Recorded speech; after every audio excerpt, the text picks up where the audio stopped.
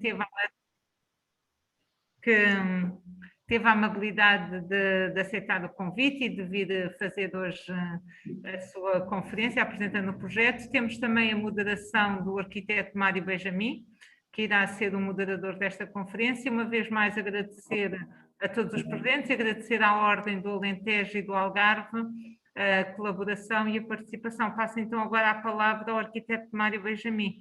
Obrigada. Obrigado também. Apenas também um agradecimento, obviamente, à arquiteta Teresa Correia, que tem sido incansável nesta apresentação e que temos trocado uma série de impressões durante esta semana. Era interessante conseguirmos passar o filme como falámos, e vamos conseguir passar com certeza. Obviamente ao ESMAT, e às secções jornais da Ordem dos Arquitetos e do Algarve e do Alentejo, por esta nova sessão de aulas práticas com projetos locais. Vou só fazer uma pequena introdução da arquiteta, do seu currículo e do seu percurso, muito breve. A arquiteta Teresa Correia é de Faro, é licenciada pela Faculdade de Arquitetura da Universidade Técnica de Lisboa, frequentou um mestrado em Gestão Empresarial pela Faculdade de Economia da Universidade do Algarve e é pós-graduada em Direito de Urbanismo e Construção pelo Instituto de Ciências Jurídico-Políticas da Faculdade de Direito. Iniciou o seu percurso em ateliês de arquitetura em Lisboa, como trabalhador independente, e em 1996 estabelece o seu próprio ateliê de arquitetura em Faro, tendo realizado vários planos pormenor, coordenados, desenvolvendo diversos tipos de projetos de âmbito público e privado no Algarve e no Alentejo. Distingue-se neste percurso, em 2004, com o primeiro lugar no concurso público de ideias pelo arranjo e ordenamento da zona ribeirinha de Alcotim. De 2009 a 2017, é vereadora a tempo inteiro do município de Faro, com funções atribuídas aos colores de planeamento, urbanismo e de habilitação urbana, entre outros. Retomando, após a cessão de funções, a atividade como arquiteta e urbanista pelo ateliê Teresa Correia Alencar.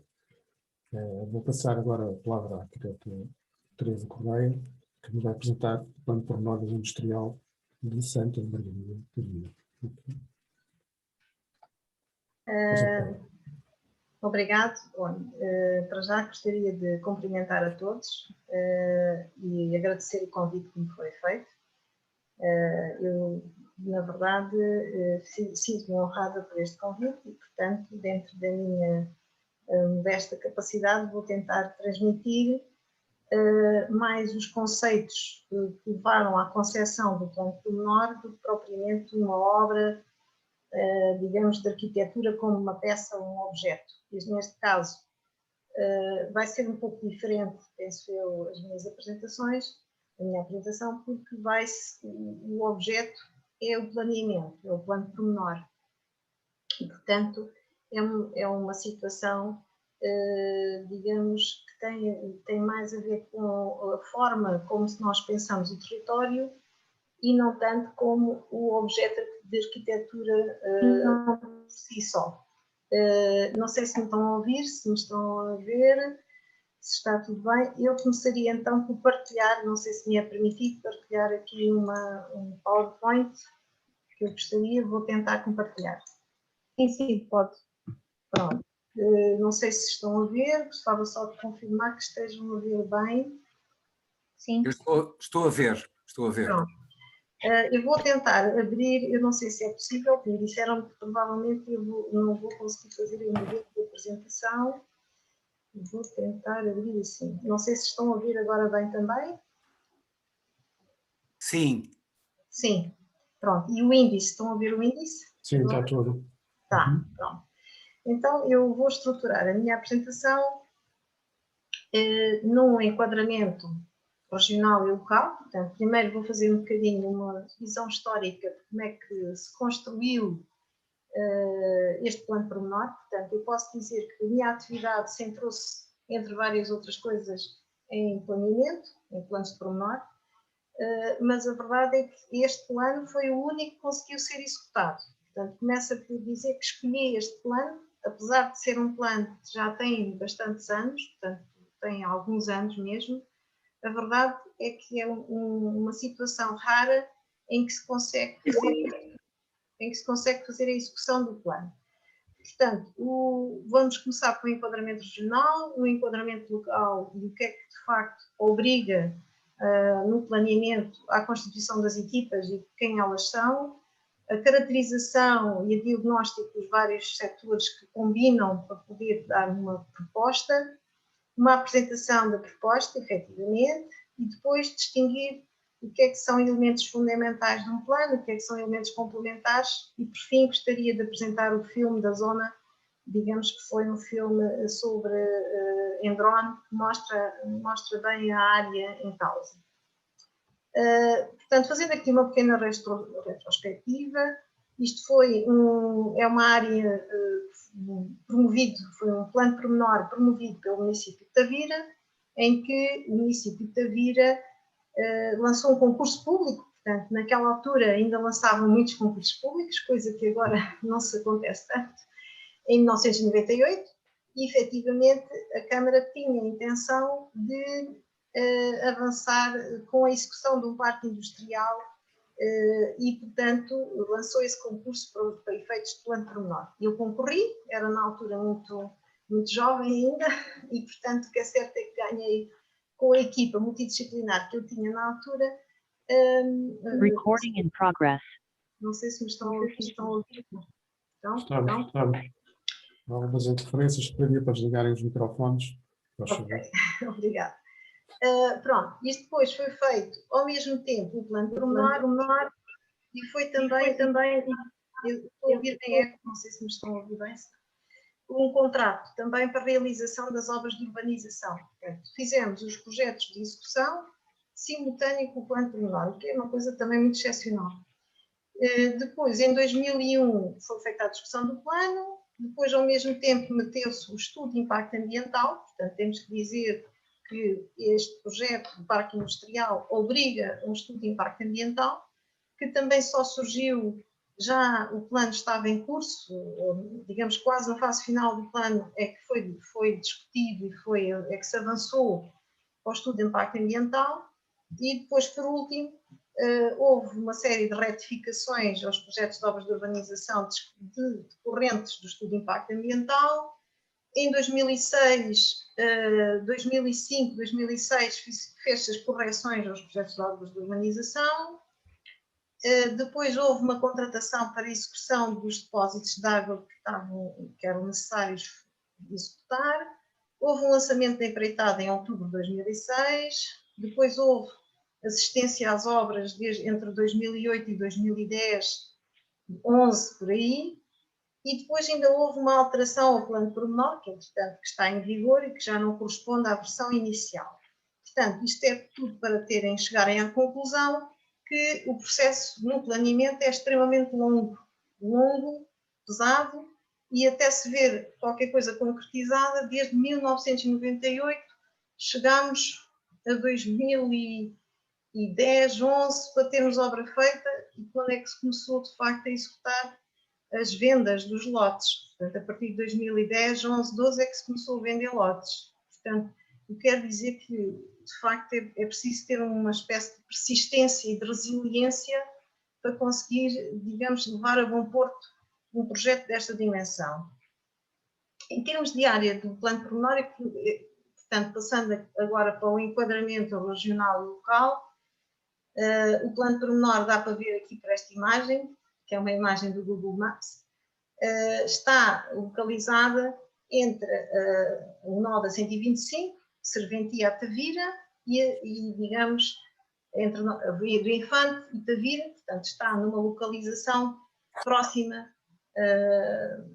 da localidade principal, que é Tavira, e da Via do Infante, para poder fazer uma maior sinergia de acessibilidades. E foi por isso que se localizou nesta zona, por causa da proximidade, penso eu, da Via do Infante. Isto foi decorrente do PDM, que optou por esta localização, e depois vou explicar o porquê, porque de facto esta localização não foi favorável, portanto posso já dizer de antecipação que é uma localização muito difícil, que se pensou várias vezes em alterar a localização, mas depois não se avançou para essa alteração. A área de intervenção do plano pormenor totaliza 26 hectares, portanto, está situada no interior de uma zona rural e perto de uma povoação que se chama Santa Margarida, daí que nós demos um nome de Área Industrial Santa Margarida, porque a povoação mais próxima é de Santa Margarida. Aqui podemos ver o mapa do PDM, portanto, está aqui do lado direito uma manchazinha no quadriculado que se vê, eu não sei se conseguem visualizar, mas está a vermelho. Portanto, essa área é a área que estava definida no PDM de Tavira e que se pretendeu concretizar efetivamente. Isto começou logo por ser difícil a sua delimitação, portanto, este plano teve problemas logo na base, que é o facto de ter limites que não acertavam com o cadastro, mas depois nós tentámos afinar os limites pelo cadastro e ao mesmo tempo pelas vias que estavam limites, neste caso pelo caminho municipal 1349, do caminho do Poço do Alam, para ver se conseguíamos que efetivamente aquilo tivesse alguma coerência com o território no local, porque não foi assim uma coisa muito fácil, foi uma aproximação do perímetro que estava traçado ao PDM. Os objetivos, pois os objetivos são aqueles que normalmente são bastante ambiciosos. No fundo, o que é que pretendiam? Criar condições de incentivo ao investimento privado, criar, sobretudo, racionalização nos investimentos, cativar o crescimento da área industrial e de estabelecer empresas no local, portanto, criar desenvolvimento na zona em termos empresariais, em termos até económicos e, portanto, e criar um ordenamento que fosse adequado a esse objetivo. Isto são objetivos genéricos, digamos assim, que também estavam definidos no PDM.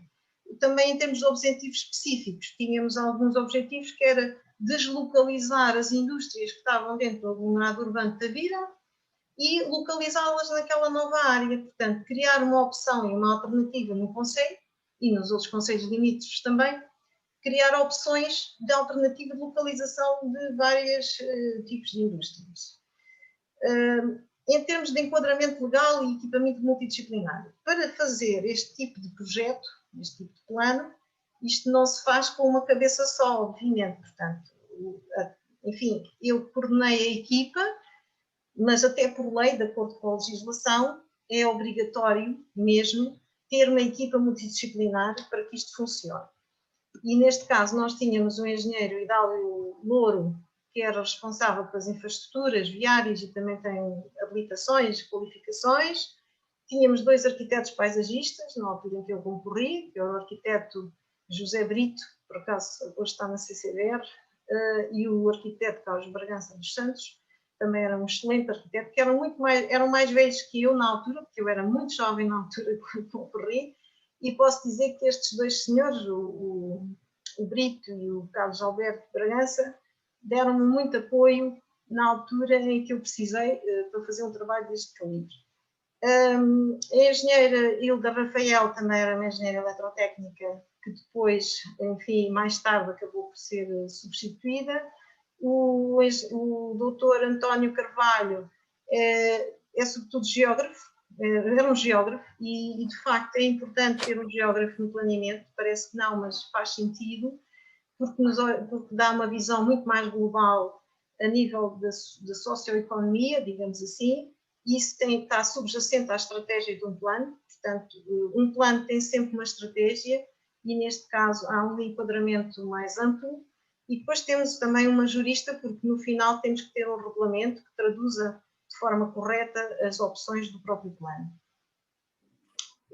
Começando aqui pelas análises e caracterização, portanto, eu vou tentar ser sintética para não ser um bocado pesado este tipo de apresentação.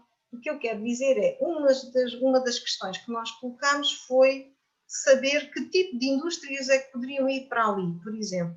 Ou o que é que fazemos para poder receber melhor as indústrias de Tavira ou das outras regiões. E então, aqui neste caso, o trabalho do Dr. António Carvalho foi justamente fazer um levantamento do tipo de indústrias que existiam e o que é que temos pela frente a nível do tecido empresarial que possa depois vir a ocupar aquela área. e chegámos à conclusão que não havia grande tecido empresarial.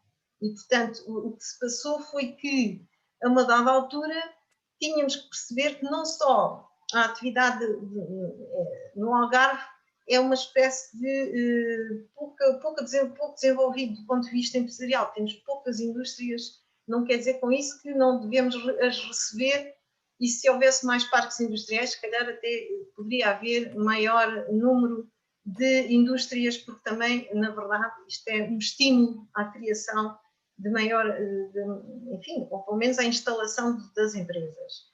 Neste caso, nós identificamos, isto já foi há muitos anos, em 1998, que a dimensão das empresas era reduzida, o número médio de trabalhadores é de 2 e, portanto, havia poucas empresas para relocalizar. Na verdade, entendemos que as indústrias eram mais de fabricação de tijolos, telhas, setor da construção, carpintaria, fabricação de portas e janelas, ou seja, não havia uma grande atividade, havia alguma atividade industrial, sim, mas não havia, de facto, com muitos empregados, havia pouco emprego, digamos assim, na altura. E, portanto, o que é que se pensou? Não só localizar as indústrias que já lá existiam, mas também tentar criar um papel estratégico que pudesse cativar indústrias de outras zonas. Portanto, também criasse a possibilidade de instalar, ser um bocadinho um motor de poder também cativar outras que possam também querer se instalar no Algarve, por exemplo. Não é? Portanto, é nesse sentido que chegámos a essa conclusão. E é só para referir que às vezes não podemos partir só daquilo que existe num determinado momento. Pronto, depois houve aqui uma questão que é o cadastro. Portanto, o cadastro é fundamental. O cadastro é, no fundo, a delimitação das parcelas que constituem a área de intervenção.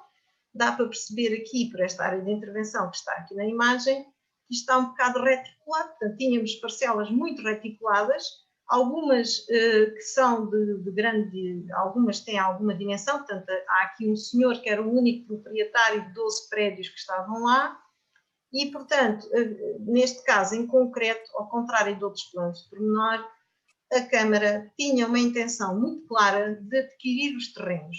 Portanto, há muitos modelos de fazer planos de pormenor, muitas vezes, a causa também que eu considero de algum insucesso do planeamento é depois, na sua execução, estarmos também muito dependentes das vontades próprias de cada particular. Neste caso, a Câmara Municipal, Tavira, pretendia mesmo executar o plano e adquiriu os terrenos, entrou em negociação com os proprietários da zona, pronto, basicamente. A verdade é que este retalhar da propriedade, houve situações, que eu depois vou falar mais à frente, que tivemos que nos desviar da propriedade do vizinho porque não se chegou a adquirir. Portanto, depois eu posso explicar onde é que aconteceu isso. Portanto, houve parcelas que nunca conseguiram ser adquiridas pelo município, por oposição, porque não se chegou a acordo, e o que é certo é que acabou por não ser executado parte do plano. Portanto, parte do plano ainda não está na totalidade executada. Depois há aqui também uma análise que quisemos fazer, que é a questão da demografia. Portanto, a demografia porquê? Porque, ao contrário do que seria de esperar, uma área industrial não pode ter casas no meio, não devia ter. Portanto, por natureza, uma área industrial não tem habitação no meio, portanto, porque é incompatível, os ruídos, os sons, portanto, o próprio ambiente, e, portanto, não é um ambiente próprio para ter habitação no seu interior. No entanto, como o PDM definiu esta zona como uma zona a localizar um parque industrial, identificámos que tínhamos uma série de casas e pessoas a viver na zona, portanto, nas envolventes sobretudo. Portanto, temos áreas que estão, sobretudo, nos limites, que estão convivências de pessoas. E depois quisemos conhecer e identificar quem eram as pessoas e fizemos esta plantinha que identifica os jovens, adultos e idosos, os que são residentes, os que são segunda habitação, os que são estrangeiros ou que não são. Pronto. E identificamos isso numa cartografia para poder perceber o que é que estamos a falar. os que são ruínas, os que não são ruínas. Portanto, identificamos isso tudo numa planta para perceber quais são as zonas onde podemos vir, digamos, a construir ou não, ou se conseguimos integrar ou não. Depois, quisermos também fazer uma caracterização de todos os planos de pormenor, por regra, na sua elaboração, tem um capítulo que se chama Caracterização Urbanística. Portanto, isto é um preceito, quase diria, um preceito de elaboração dos planos, e neste caso nós fizemos uma ficha de edificado em que numerámos todas as edificações que estavam no terreno, e envolventes também, portanto, não só no terreno, mas as que estão exatamente na envolvente imediata, foram todas identificadas com um número, e depois apresentámos uma ficha de edificado que tem, ou seja, em que cada casa foi feita uma fotografia e foi identificado o que é que consta nessa casa, portanto, número de pisos, número de cabos, se tem moradia, se é prédio, se é uma ruína, se tem um bom estado de conservação, mau estado, regular, portanto, classificamos o estado de conservação, classificamos o número de pisos, o tipo de edifício, se tem estacionamento, o que é que em cada piso é atribuída a sua utilização, se é um tipo de alojamento permanente, ocasional ou desocupado ou não, o número de anexos, se tem anexos, e as características morfotipológicas, quer dizer, arquitetura privada, pública, arquitetura da região, arquitetura militar, pronto, tem um conjunto de tipos de edifícios que nós temos que fazer este trabalho, que acaba por ser um bocadinho minucioso, mas foi todo feito para conseguir perceber o que é que temos ali no local. Pronto, portanto, seria desejável não ter habitações, mas elas existentes foram todas identificadas. O terreno não tem grandes características urbanas, portanto não existe, é tudo mais rural, é uma agricultura de sequeiro que se praticava no local e portanto não havia tecido urbano, haviam edificações dispersas que estavam próprias de uma agricultura de sequeiro. Em termos de, pronto, essa ficha foi depois passada para plantas de caracterização, que eu vou passar isto um bocadinho ao de leve, portanto não vou estar aqui a massacrar muito sobre isto, mas basicamente nós caracterizamos que existe uma volumetria em média de um piso, só existe 2 casos de 2 pisos, que são nos extremos da zona da área de intervenção, e caracterizamos também os usos, portanto aparece uma mancha e identificamos o número de cada tipo de edifício, se tem edifício principal, edifício anexo. Fazemos também uma carta de estado de conservação do edificado, se está regular, se está bom, na verdade a maioria estão em estado regular e bom, portanto não têm grandes, há alguns que estão em mau estado, mas são poucos, mais no meio, portanto por acaso as que estavam no meio da área de intervenção coincidentemente estavam em mau estado de conservação e em ruína, por acaso houve uma coincidência. Depois temos também a caracterização do caráter da edificação, se é rural, se é urbano, também não temos, na verdade nós temos um pequeno aglomerado que se chamava Aldeia Golosa, que é aqui na ponta do lado poente, digamos assim, que tem uns 4 casas mais urbanas e digamos com maior caráter de vivendas, e depois temos uma única casa mais próximo do caminho do Poço do Alam, mais do lado nascente. O resto são tudo casas características rurais, típicas da zona, e não temos muito mais, digamos assim, para caracterizar. Depois passamos, portanto, para a aptidão paisagística. As questões paisagísticas, no caso do ornamento, estão muito ligadas, portanto, nós, a pessoa que é coordenadora do urbanismo deve ter também muita atenção ao território, portanto, como ele é hoje, e aquilo que é as maiores aptidões, como é que nós olhamos para o território e qual é, digamos, aquela parte do território em que há maior aptidão para a sua edificação. Isso vê-se por uma série também de cruzamento de informação. Neste caso, nós fizemos algumas peças correspondentes à aptidão paisagística e, neste caso, estamos a visualizar a questão dos declives. E é óbvio que a zona norte e uma parte da zona sul tem declives acentuados, portanto vê-se ali nas manchas vermelhas e laranjas que temos uma zonas em que naturalmente nós não podemos edificar ali, porque o declive é muito pronunciado e uma área industrial devia ser por natureza plana. Portanto, como é que nós pegamos numa área industrial que é toda ela ondulada? Portanto, que é o caso aqui. Nós temos uma área industrial completamente num relevo ondulado, relativamente ondulado, com uma espécie de uma tendência com um planalto, digamos assim, superior a norte e que pende para sudeste, e na verdade existe de facto áreas que logo à partida não se veem como naturais para construir ou para urbanizar, portanto que serão as zonas, digamos, a norte, pontas nortes e também uma zona mais a sul. Aqui temos também uma visão do que é uma planta de hipossometria, em que conseguimos perceber o movimento natural do relevo, em que percebe-se aqui as linhas de festo. Portanto, basicamente esta zona é uma zona onde temos um planalto e depois corre para norte e para sul, portanto temos uma escorrência natural de norte para sul e para, digamos, também no sentido sudeste.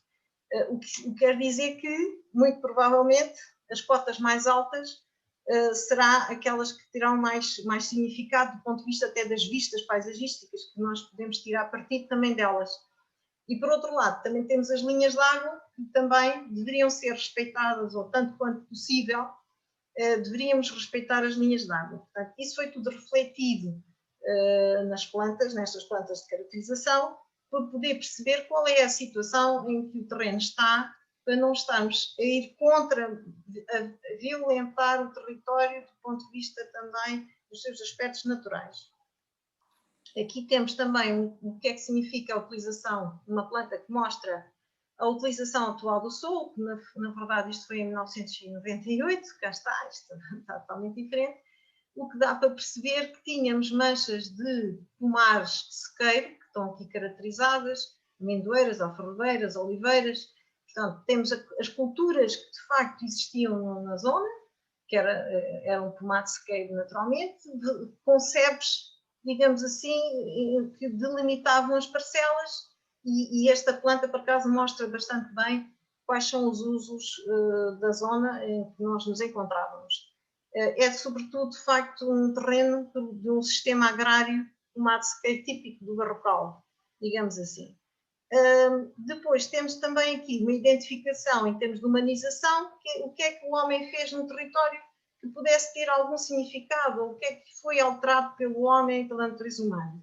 Neste caso são os muros de delimitação, de facto temos aqui identificados, são muros de pedra seca, no fundo é os muros típicos do nosso território algarvio, temos alguns pontos de água com furos e poços, e temos também alguns caminhos que são identificados e que há alguns caminhos que nós conseguimos preservar e não alterar até no resultado final.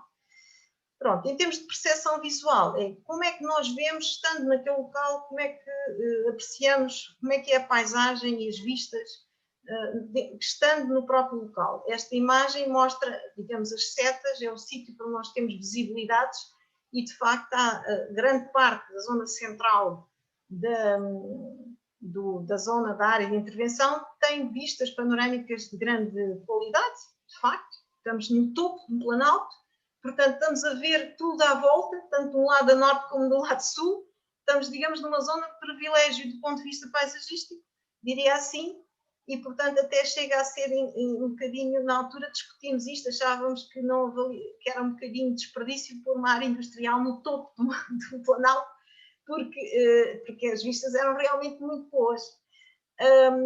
Depois temos aqui um diagnóstico sintético, eu procuro, não vou querer aqui chegar muito, o que eu no fundo vou salientar é que temos realmente boas condições de exposição solar e salubridade, existe proximidade das vias de comunicação importantes, portanto os pontos fortes é sobretudo as vias de comunicação estarem próximas, termos uma boa exposição, termos salubridade, o declive não é muito elevado, a não ser em determinadas zonas, mas na generalidade é um declive suave, e temos uma cobertura vegetal que é relativamente esparsa, não temos grande densidade do ponto de vista vegetal. Os pontos fracos é um relevo relativamente ondulado, portanto aquilo não é plano. Há uma área de infiltração, portanto nós temos uma mancha de infiltração nessa zona. Também se vê de todo lado, assim como nós vemos para fora, também os outros veem a área industrial. Não é para estragar. Tá? Pronto, não sei, tive aqui uma interferência. Depois há também algum afastamento em relação ao centro urbano concelhio, mas isso eu penso que também não é desvantajoso, apesar de tudo. Em termos de infraestruturas rodoviárias e transporte, eu gostaria de dizer que na altura em que nós fizemos isto, o plano, não tínhamos sequer esta variante, este traçado à variante em 270, nem sequer estava construída, veio a construir-se depois. Isto era um traçado que nós tínhamos em planta, agora já está construído há muito tempo, mas este traçado não existia, existia apenas em N270, que passava ali onde está agora tal acesso digamos, à área industrial. E, portanto, é uma planta com a localização do parque e a localização das vias principais. O que se percebe logo à partida que não temos acesso assim à primeira. Era pelos caminhos, digamos assim, que aliás dá para ver aqui. O que é que se pode ver aqui na tal zona roxa e verde e vermelha? É os acessos que tínhamos. Os acessos eram caminhos rurais. Portanto, não tínhamos acesso para começar. Portanto, tínhamos proximidade das vias principais, mas não conseguíamos aceder com facilidade. Portanto, teve que ser tudo construído de novo, porque não havia nada previamente feito. Portanto, isto foi tudo feito de novo, basicamente. Pronto.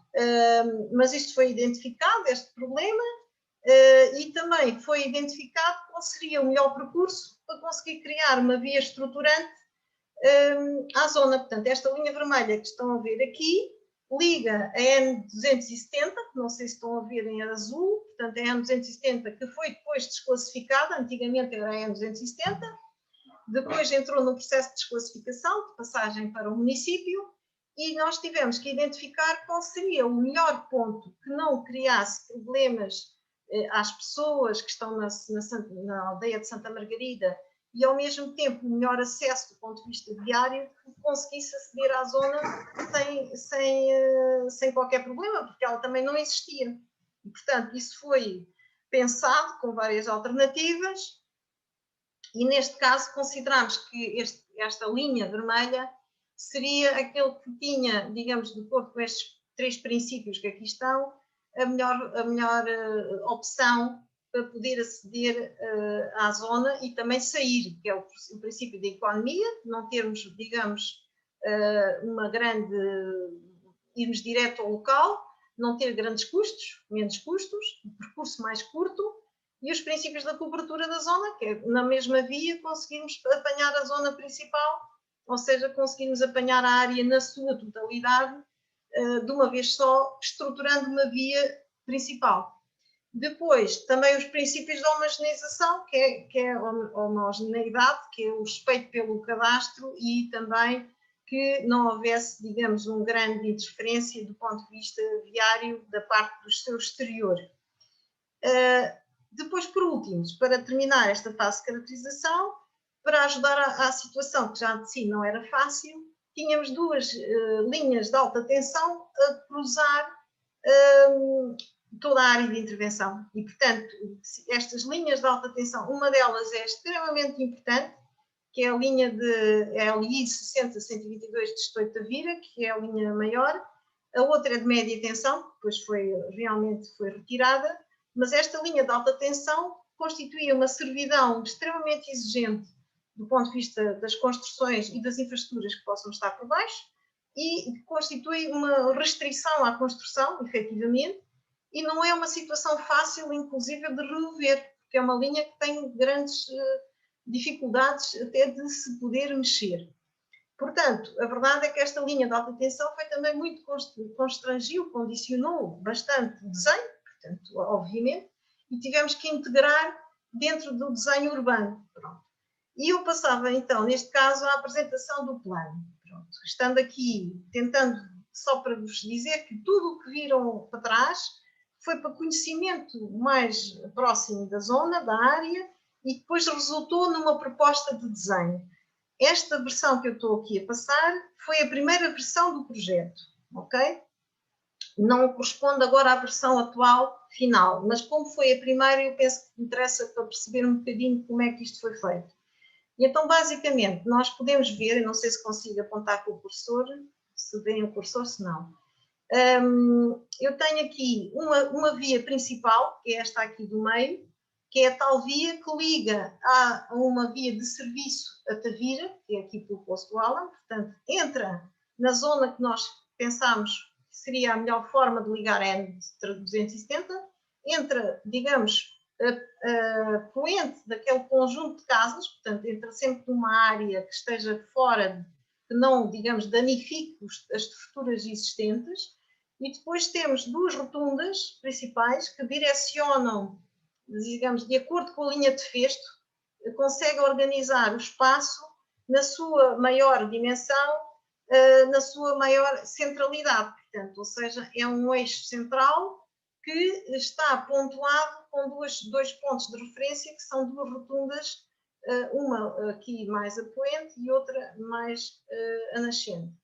Essa via principal depois tem um seguimento, digamos, que liga também às estruturas existentes locais e que já tem hoje aqui um cruzamento, ou já tinha antes aqui um cruzamento mais a poente.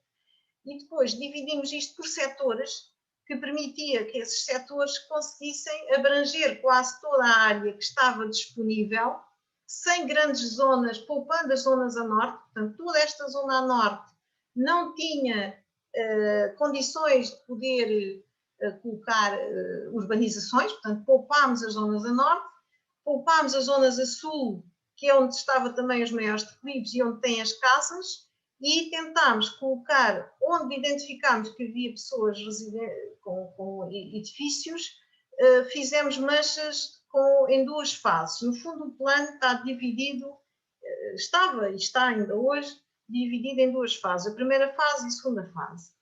E a segunda fase tem aqui uma cor diferente, que é o roxo, dá para ver, não sei se conseguem visualizar, tem uns lotes a roxo. Estes lotes a roxo são onde tem edificações, portanto, embora a Câmara depois, mais tarde, mais à frente, acabou por comprar esta zona aqui também a nascente, e acho que isto já está também, digamos, urbanizado. No entanto, esta zona, por exemplo, noroeste, nunca chegou a ser adquirida e não se conseguiu urbanizar esta área aqui, onde está esta segunda fase. Pronto, mas houve uma preocupação, sobretudo, de não criar demasiados litígios com as situações existentes e, portanto, procurou-se fasear a intervenção de maneira só numa grande necessidade de lotes. Imaginemos que os lotes não chegavam para todas as necessidades e só nessa circunstância é que se iria avançar para uma segunda fase, digamos, de execução. Por outro lado, também houve aqui uma série de preocupações, que foi integrar esta linha de alta tensão, que é um problema grandíssimo que tínhamos aqui no meio, que cortava completamente a área de intervenção. E o que é que se fez? Procurou-se não ter grandes ocupações nesta área, não ter ocupações, mas temos infraestruturas, portanto a infraestrutura passa por baixo, e tínhamos aqui uma proposta de um ecocentro, que achámos que podia ser interessante para, inclusive, a recolha de resíduos e separação de resíduos. Colocámos esse ecocentro aqui, e nesta outra área, que eu não sei se estão a ver mais a norte, tínhamos um parque de estacionamento de veículos pesados, ou seja, quem venha de fora podia descansar aqui, ter um descanso e ter uma zona de lazer, onde pudesse sentar, descansar, ou seja, era um parque de veículos pesados, em que um caminhão de tiro pudesse aqui descansar e depois seguir viagem.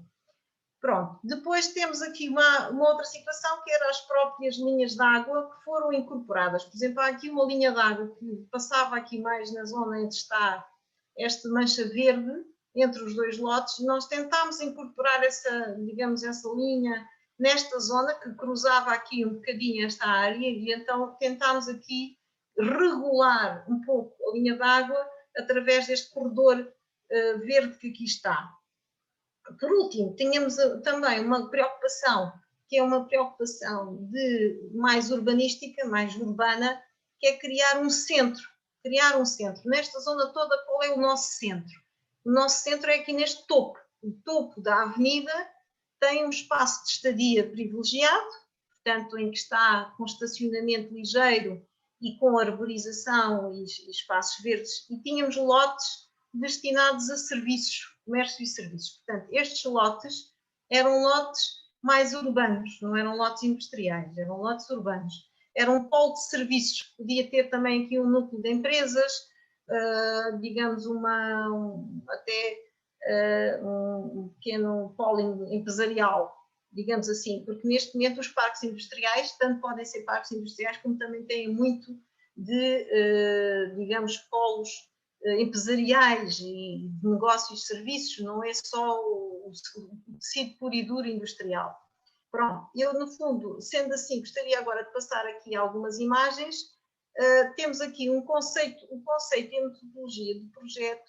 Gostaria de dizer que atualmente o que está em vigor é esta planta, portanto já não é aquela que eu vou mostrar, porque houve uma alteração ao plano pormenor para desvio desta linha. Para não prejudicar tanto, criou-se aqui um desvio desta linha de alta tensão, aéreo, basicamente, em que os pontos foram colocados num ponto estratégico que passaria mais, sobretudo, pelas infraestruturas viárias e não tanto pelos lotes. E o ecocentro foi substituído por 2 lotes que, na verdade, também não estão ainda construídos, mas que foi aquilo que foi solicitado pelo município de Tavira. Depois há aqui uma ligação principal, que é esta ligação que eu disse que teríamos sempre de pensar como é que nós ligávamos esta N270 à própria urbanização. E, portanto, criou-se uma rotunda nesta estrada EN270, em que essa rotunda teve que ser planeada para veículos pesados, portanto, toda esta rotunda está pensada com uma dimensão muito grande, porque tudo isto é pensado a uma escala grande, de dimensão do veículo pesado, e depois segue por ali cima, subindo, entre aspas, e vai até, digamos, ao ponto principal, que é este espaço de centro que eu tenho aqui, digamos, na parte mais alta, digamos, se formos a ver bem, esta zona coincide com a zona mais alta de toda esta área de território. Pronto. Esta área, por acaso, é aqui uma à parte, que esta zona foi feito um processo de desafetação da RAN, porque toda esta zona estaria também em RAN, e nós, para conseguir, digamos, viabilizar esta via, ainda tivemos um procedimento a mais de desafetação da RAN. Entretanto, eu mostro aqui um bocadinho uma imagem, foto, daquilo que o texto está aqui, foi aquilo que eu mais ou menos já expliquei. Gostaria só de dizer que conseguem ver por aqui, digamos, esta questão da praça, digamos, o conceito de praça, que eu acho que é sempre importante colocar nestas urbanizações que são, digamos, que estão isoladas. Este caso é uma área industrial, mas a verdade é que isto tem algum isolamento, e havia uma preocupação de criar uma pequena praça que pudesse funcionar aqui como um polo e como um ponto de localização, como um polo centralizador. E pronto, e temos aqui esta visão, e por outro lado conseguimos também perceber que ainda assim isto não ficou completamente acabado, como dá para perceber. Há aqui uma parcela do lado esquerdo que não chegou a ser executada, porque de facto depois viu-se que não havia necessidade, muito provavelmente.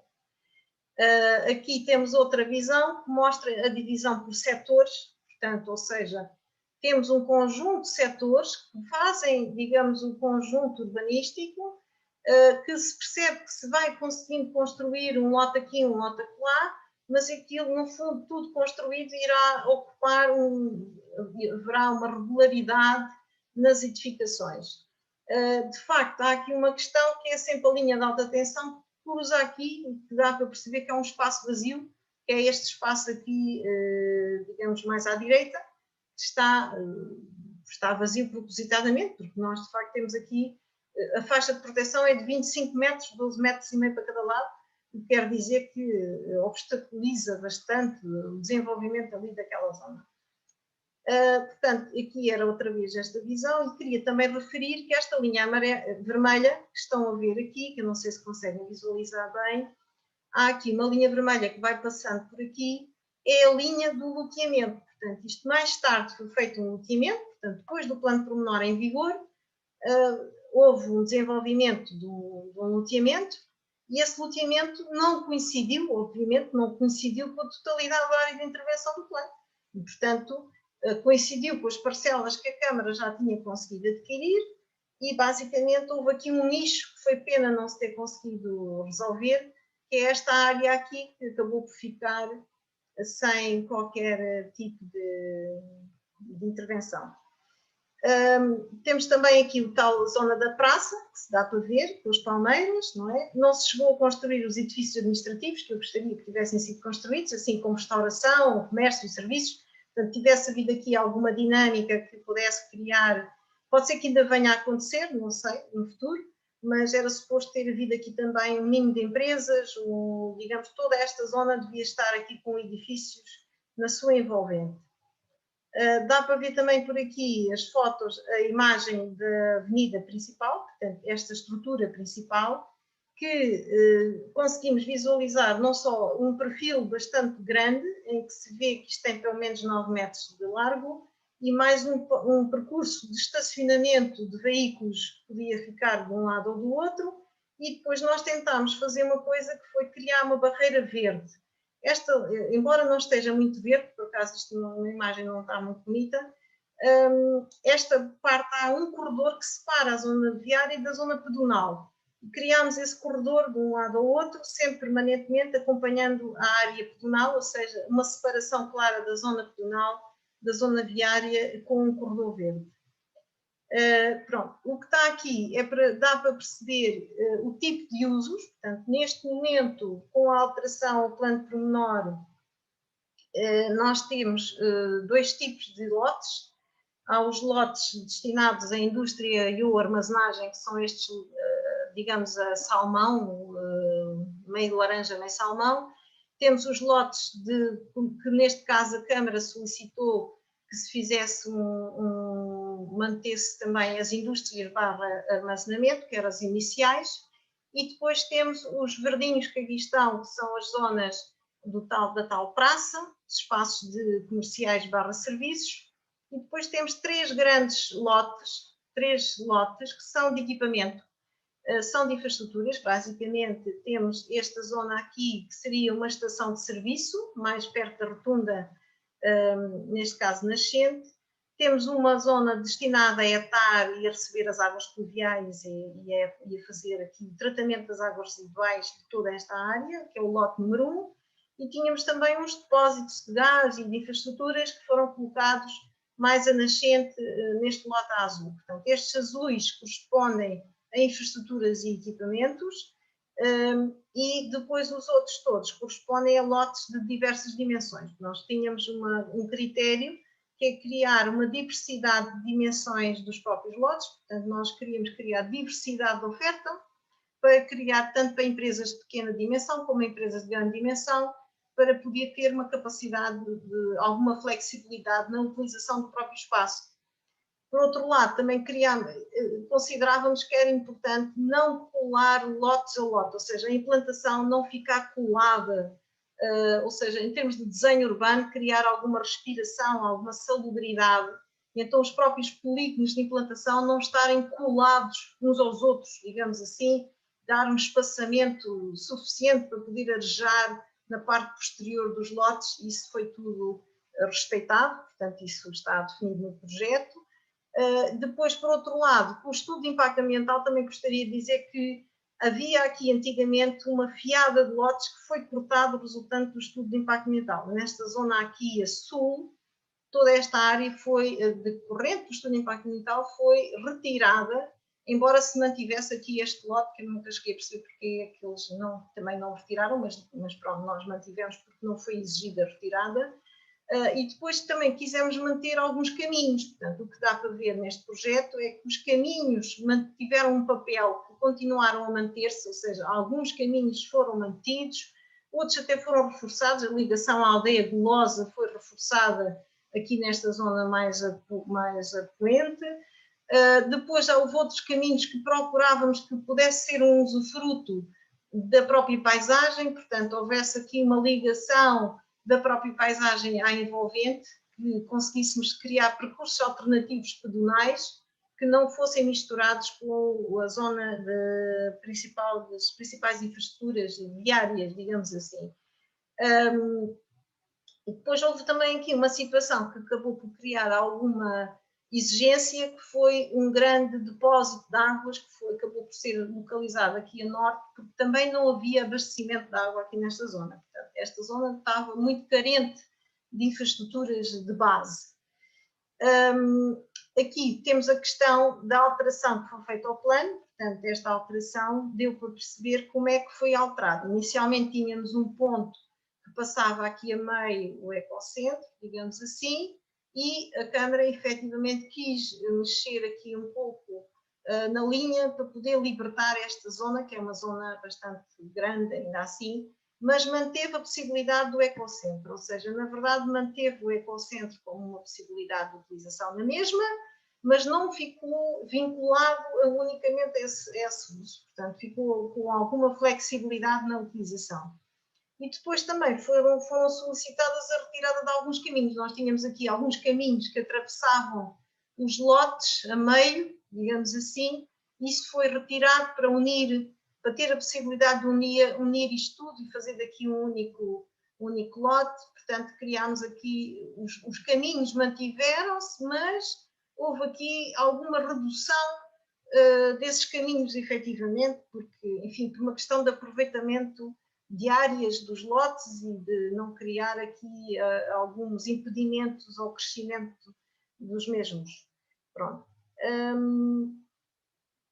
Isto já é a planta de condicionantes, portanto, que é uma figura que é obrigatória a apresentar, portanto, nós temos sempre que apresentar uma planta de condicionantes, e neste caso nós apresentamos com a linha de alta tensão, que é que efetivamente tem mais visibilidade como condicionante nesta zona.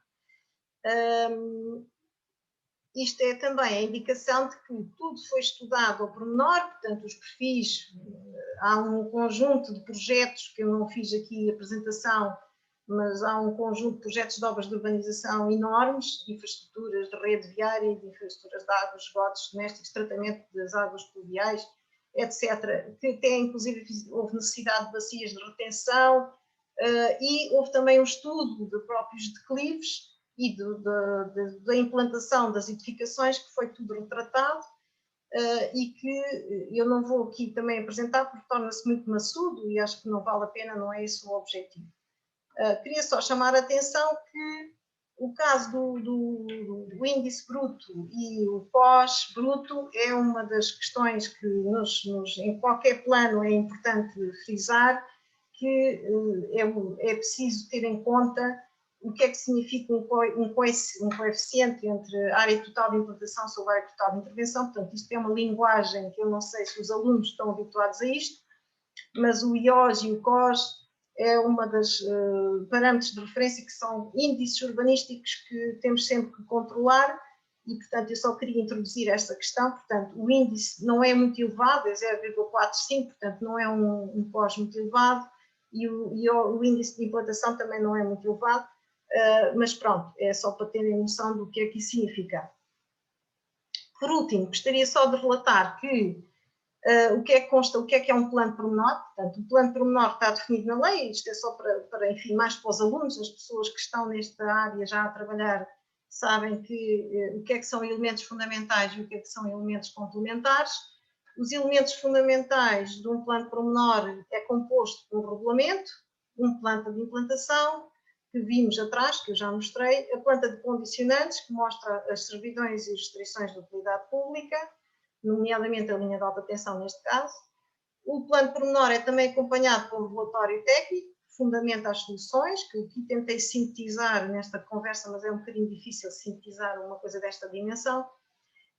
Um relatório ambiental, que é obrigatório neste momento, haver uma avaliação ambiental estratégica, portanto, na altura foi feito um estudo de impacto ambiental. Depois peças escritas desenhadas, um programa de execução, e neste momento, neste caso, o plano pormenor não teve não teve perequação urbanística, que é um termo um pouco difícil de explicar, que é, no fundo, haver uma redistribuição dos benefícios e encargos das operações, porque foi tudo executado pelo próprio município de Tavira. Portanto, o município de Tavira assumiu-se como dono de obra e assumiu-se como promotor do empreendimento e, portanto, adquiriu as parcelas e não houve propriamente uma intervenção conjunta com os particulares. Depois, por último, há um plano de financiamento que dá uma sustentação económica ou financeira ao próprio projeto. E pronto, e portanto termino aqui a minha exposição, que não sei se foi um bocadinho longa, acho que foi bastante longa, já são uma hora quase, esqueci que este tempo é levando. Eu não sei se é possível, eu vou tentar, eu não sei se consigo abrir isto e consigo partilhar, eu vou tentar fazê-lo, mas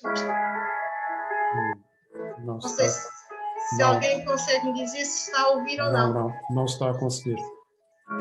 Eu ouço. Só música, Eu ouço música, mas não vejo imagens. Então não se consegue a imagem, não consigo passar. Foi o mesmo que já me aconteceu uma vez. Se calhar à Cláudia, não sei. Se houvesse alguém que conseguisse transmitir sem ser pelo meu computador, era o ideal, porque era interessante ver a imagem do que está lá hoje construído. E, digamos, seria interessante, mas não sei se alguém consegue fazer esse favor. Vamos tentar saber se a Cláudia consegue passar, a cadeta Cláudia, ao anfitrião. Nós estamos a tentar, a Cláudia está ali a tentar passar.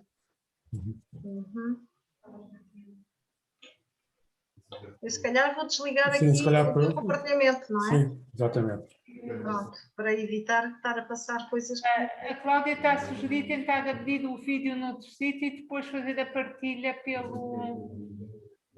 Pois, mas eu já tentei fazer isso pelo meu computador e eu acho que não vou conseguir, porque isto é suposto ser provavelmente um problema de passagem com o streaming, que não está a passar. Nós já tentámos fazer isso, eu posso tentar novamente, que é abrir noutro local, sem ser no PowerPoint, diretamente do computador. Não sei se é isso que está a sugerir.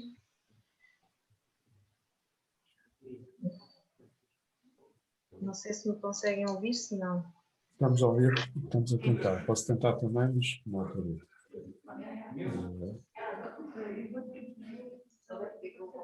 A Cláudia está a tentar, Mário. Ok, fez isto. Peço desculpa por esta interrupção, mas enfim, isto, às vezes as questões técnicas não ajudam muito. Vamos tentar ver se conseguimos abrir, senão depois passaríamos esperemos que sim, senão passamos depois à parte de conversa, depois da apresentação.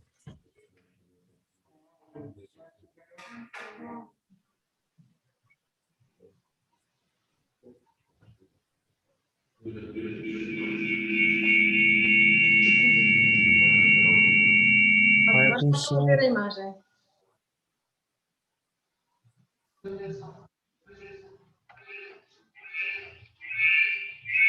Está com o som. Bom, a imagem está a passar, não está? Se calhar desligar o som.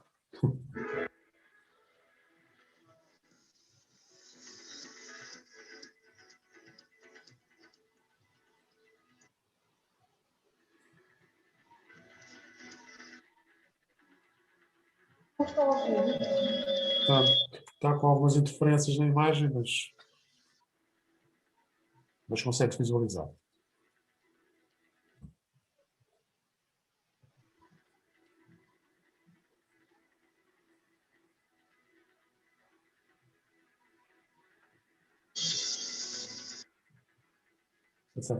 Teresa, quer fazer algum comentário à imagem? Pronto, eu posso fazer, quer dizer, aqui dá para perceber, digamos, o aglomerado aqui a sul e como nós quisemos desviar-nos do aglomerado, portanto fizemos tudo lá para trás, tentámos virar as costas, entre aspas, a este conjunto de casas que aqui estão, que ladeiam os caminhos. A implantação está aqui no centro, que dá para perceber bem a tal avenida, que vai percorrendo a linha de fecho e que vai correndo e deslizando para o sudoeste. No fundo, vamos criando aqui um deslize natural para o lado sul e para o lado sudeste. e depois vê-se aqui a linha de alta tensão, que ainda se vê aqui nos postes, por acaso vê-se aqui nos postes, aqui com a linha de alta tensão, cruza aqui esta zona, e portanto, e aqui a segunda fase, que até se vê uns lotes mais pequeninos, por acaso conseguiu-se fazer esta execução da segunda fase. Agora estamos a ver já do outro lado, do lado sentido ao contrário, que se vê um topo, digamos assim, tínhamos a praça, portanto cá está, digamos, num enfiamento a eixo, tínhamos uma praça que supostamente devia ser um momento urbano de maior privilégio. Vemos também, e agora passamos para norte, isto é a vista de norte para sul, que se vê também aqui o depósito de água, isto agora está um bocadinho em movimento, vê-se aqui já aquele depósito redondinho, que está ali escondido por trás, para ver se não tem grande impacto. De facto, é pena não se ver os lotes todos construídos, portanto, vê-se que foram alguns construídos mesmo assim. O regulamento define ter a manutenção de uma platibanda e de uma linha da frente, se houvesse alguma regularidade no tipo de construções. Basicamente, conseguiu-se que ainda assim as que existam sejam relativamente uniformes, ou seja, por regulamento conseguir-se que as construções que apareçam sejam relativamente vistas de conjunto. Muito obrigado. Obrigado por quem me passou o vídeo. Foi pena não ter som, mas pronto, pelo menos deu para ver. Não, teve o acompanhamento de explicação da Teresa, que também acho que foi bastante importante.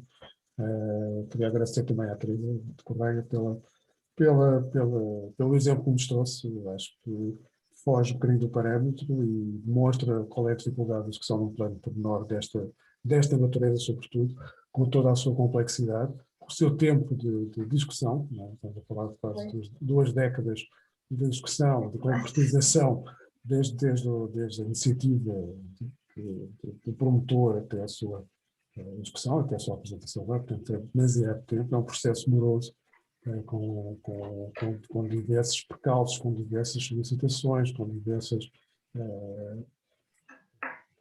consultas em uma série de entidades e informações obrigatórias relativamente ao projeto em si, o que o torna de facto desgastante, se podemos chamar dessa forma. Desgastante por um lado, mas também acho que é entusiasmante pela disciplinaridade que existe, e neste caso acho que é perentório esse apêndice, depois eu passava as palavras, se calhar, aos estudantes que quisessem, que perguntar, e acho que há questões pertinentes para ser mencionadas, mas essa equipa disciplinar mostra de facto um estudo de lugar que acho interessante, porque é um processo complexo, é uma implantação, digamos, de um programa já por si difícil numa área que me pareceu ser RAN, e que, tendo esse estudo disciplinar, conseguiu-se fazer uma apreciação de um lugar dentro da sua estrutura global, seja cultural, seja natural, seja até através dos sistemas visuais que depois recriam e localizam as praças e todo o desenho urbano que coloca. E isso parece-me perentório, o que também me chamar a atenção relativamente a como se pode intervir num lugar com este programa difícil sem o alterar completamente. Isso acho que é perentório no desenho que depois aplica e de alguma forma gostava de salientar esse ponto. Não queria prolongar-me em perguntas, acho que agora essa parte seria dos restantes participantes, ou da questão. Os alunos, sobretudo, acho que há aqui questões, tanto não um programa técnico, fora das imagens ilustrativas que temos vindo a ver estas tipo de sessões, mas acho que foi uma aula didática, digamos assim, de como executar, concluir e projetar um plano para que não é um projeto tão simples como eu referi, e agradecer por isso, este exemplo, que é fora do normal, relativamente, mas acho que é bastante útil para o curso de arquitetura e para questões surpreendentes relativamente ao câmbio, ser o objeto de arquitetura. Portanto, agora passava a palavra a quem quiser fazer perguntas ou questões direcionadas à arquiteta Teresa ou ao projeto que foi apresentado, tenham à vontade. Mas estejam à vontade. Eu tenho uma pergunta.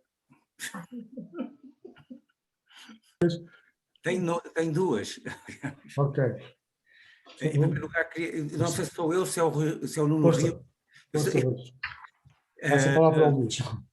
Portanto, o Mário Benjamin já disse praticamente tudo em relação, e eu queria felicitá-la pela sua apresentação, até que tomei várias notas que foram sendo esclarecidas ao longo da sua apresentação. Mas são duas perguntas muito miudinhas. A Câmara não quis usar o estatuto, digamos, a figura jurídica da utilidade pública? Não, Ao nível das expropriações, não quis. não quis usar. Eles, a verdade é a seguinte: eles tentaram, fizeram o próximo. Eu julgo que acaba por implicitamente utilizaram. Utilizaram o quê? Utilizaram na forma negocial, digamos Sim. assim, porque é óbvio que, tendo um plano pormenor aprovado, eles tinham sempre essa arma na mão, mas não chegaram nunca a utilizá-la. E depois, como havia um particular que tinha 12 prédios, ou seja, logo de início, havia um proprietário maioritário daquela área toda. E, portanto, conseguiram adquirir todas as parcelas daquela área, estas 12, porque conseguiram chegar a acordo com aquela pessoa em concreto. E a partir daí, não, como pensou-se que, bom, já estamos garantidos, pelo menos com esta situação em si, a maioria do plano já sobrevive, basicamente a maioria do plano sobrevive, foram tentando negociar, ou seja, todos os proprietários foram contactados. A verdade é esta: eles fizeram um levantamento exaustivo de todas as propriedades, fizeram propostas a todas as pessoas, todas as que faziam parte daquela área, mas nem todos conseguiram adquirir efetivamente. Portanto, e depois não utilizaram, mas eu acho que isto é uma opção à data que aquilo foi feito, no ano 2000, digamos, a aquisição foi entre 2000, 2001, 2002, eu estou convencida que, à data, a prática da própria Câmara de Tavira, não havia uma prática, e eu posso dizer isso também, porque também passei pela Câmara de Faro, e posso dizer também isso. Enfim, se calhar estou a dizer uma coisa um pouco inconveniente, mas o que eu posso dizer é que as câmaras não têm, a não ser as grandes câmaras, as câmaras, por exemplo, sei lá, de Lisboa, Porto, as câmaras do Algarve, eu sinto que não têm prática de expropriação. A prática expropriativa, a utilização do Código de Expropriações, que é uma coisa que se ensina na escola com muita facilidade, para se fazer, para se executar, tem que ter um gabinete jurídico por trás que saiba fazer os passinhos todos que o Código de Processo Administrativo, o Código de Expropriações solicita. E as câmaras estão um bocadinho desprovidas, não quer dizer que não tenham gabinetes jurídicos, têm, mas estão um pouco desprovidas de juristas neste calibre, digamos, juristas que saibam, tenham grande experiência nesta área de expropriações. Não é prática corrente, ou seja, as câmaras não têm uma prática corrente de fazer expropriações, que por acaso, digamos, prejudicam o planeamento. Eu agora vou ser sincera, houve muitas situações, já não neste plano propriamente, mas noutra situação, que foi aquela em que passei pela Câmara de Faro, em que me apetecia fazer, como que diz, fazia sentido fazer uma expropriação em alguns casos. Para resolver quê? Para resolver questões de interesse público, no caso em concreto. Só que as câmaras, até do ponto de vista político, não gostam de chegar a esse limite. Do ponto de vista político até.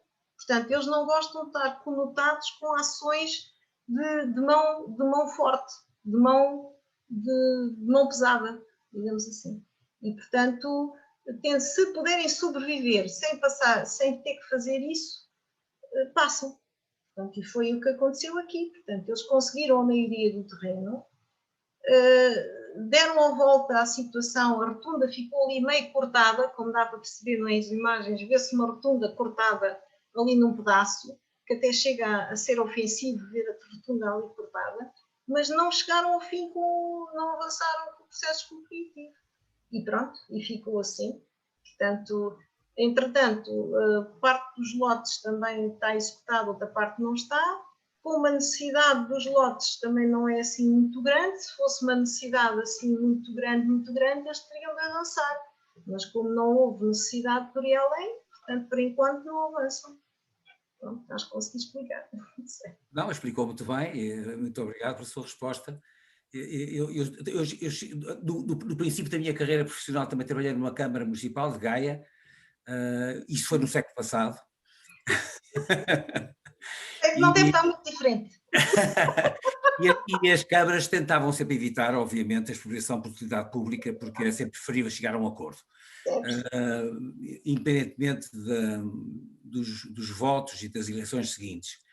Mas a outra pergunta que eu tinha para lhe fazer era sobre, na generalidade, que tipo de indústria é que veio ocupar até agora essa zona industrial, digamos, média, alta, média, média, mais ou menos que tipo de indústrias, pequenas e médias indústrias, quando eu estou a referir sobre esse aspecto, porque alguns edifícios parecem realmente grandes, não é? Portanto, Sim, indústrias sim. médias superiores, por assim dizer. E se tem havido saída do centro de Tavira e procura para aqueles lotes mais pequenos, que calculo que agora estão representados a violeta no seu plano. E assim, aquilo que eu sei que tem ali duas grandes instalações, uma delas é da Simpor, de cimentos, ligado aos cimentos, curiosamente, que se vê numa das imagens,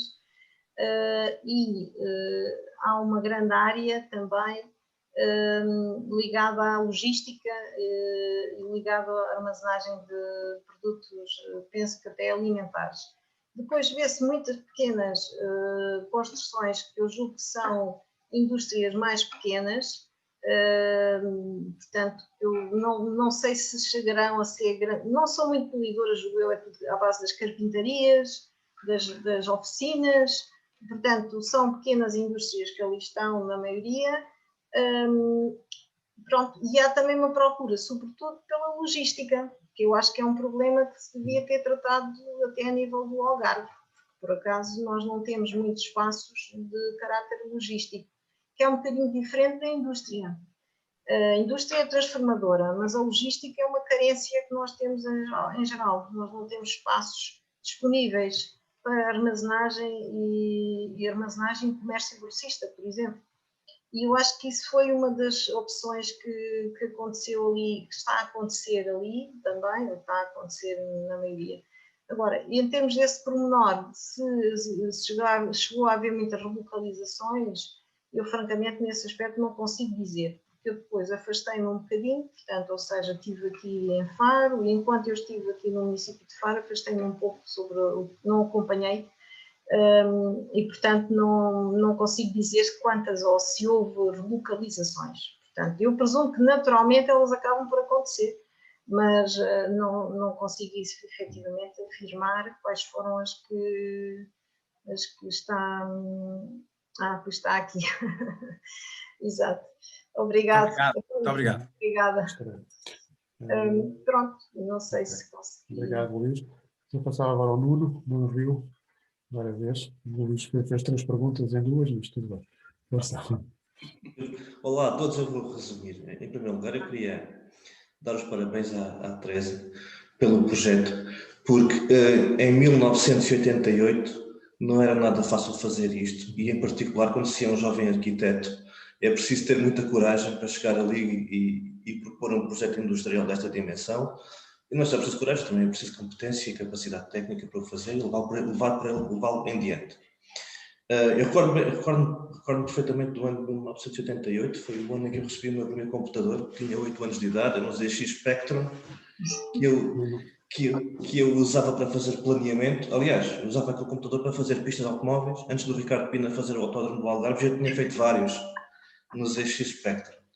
Mas aquilo que eu queria perguntar, a questão, pronto, recordo-me do ano de 88, que foi próximo do ano... Eu acho que é 98. Não foi 88, foi 98. 98, sim. Então, por acaso vi 88 alguns. Não, foi em 98 Foi em 98. Eu ganhei o concurso. Pronto, mas era jovem na mesma. Era jovem na mesma. Mas recordo-me que era uma data, então, aliás, foi 10 anos depois de eu ganhar, em 98, não é? 98. Não, e foi quando eu ganhei o meu primeiro carro, e pronto, já outra conversa. Mas de qualquer maneira, eu noto que nas proximidades, enfim, Recordo-me perfeitamente dos anos 90, com a inauguração da Ponte do Guadiana e com os projetos que o Primeiro-Ministro, na altura Cavaco Silva, e o Presidente da República, Mário Soares, tinham para o Algarve, a completa transformação da economia do Algarve, a ligação à Espanha, a ligação a Lisboa, com a autoestrada e tudo isso. E, portanto, não me admira nada o tamanho e a dimensão deste parque industrial, porque na altura, pelas expectativas que nós tínhamos, era perfeitamente necessário. E poderia perfeitamente ser ocupado.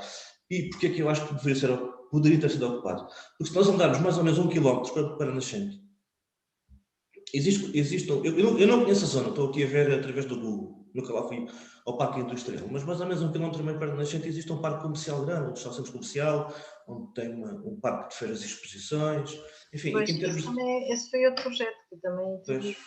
Foi o parque da vida, estava no Val Caranguejo. Sim, onde tem o centro comercial, não sei qual é o nome do centro comercial, mas também tem lá um parque de feiras e exposições, eu passo na estrada e vejo. Mas a minha questão concreta é que hoje, para ser que até hoje, se esse parque comercial, em vez de ser construído naquele local onde existe, fosse construído aqui, nesta zona, naquela altura que ele foi construído, estava muito livre por ocupar, em termos administrativos, do ponto de vista da alteração do uso, isso seria coisa para durar quantos anos? 10, 20, 30? Como é que nós poderíamos agilizar esse tipo de processos? Não quer dizer que se altere o uso deste lote, claro que não, mas em casos futuros, se nós tivermos que alterar usos, tivemos que pegar em lotes industriais que não estão a ser usados, ou alguns que têm que ser desindustrializados, como existem em várias cidades do Algarve, Faro, Portimão, Lagos, Tavira, inúmeros. Se nós tivemos que desindustrializar lotes, tivemos que alterar o uso, do ponto de vista técnico, quanto tempo é que isso pode demorar? Quanto tempo é que nós podemos contar, tendo em conta as leis atuais? Eu posso dividir isso em duas situações. Há as situações em que já existe lá infraestruturação. Se existir infraestruturação prévia, é sempre considerada áreas urbanas. Portanto, em conclusão, a alteração de uso, eu diria que em 2 anos, 3 no máximo, você altera o plano pormenor ou altera o PDM no sentido de adaptar a área e consegue alterar o uso com alguma facilidade. É preciso que exista já consolidação da área urbana, posso chamar assim, que atualmente existe uma portaria, portanto eu estou relativamente especializada nisto, nós temos uma portaria que define os critérios da classificação do solo, basicamente é isto.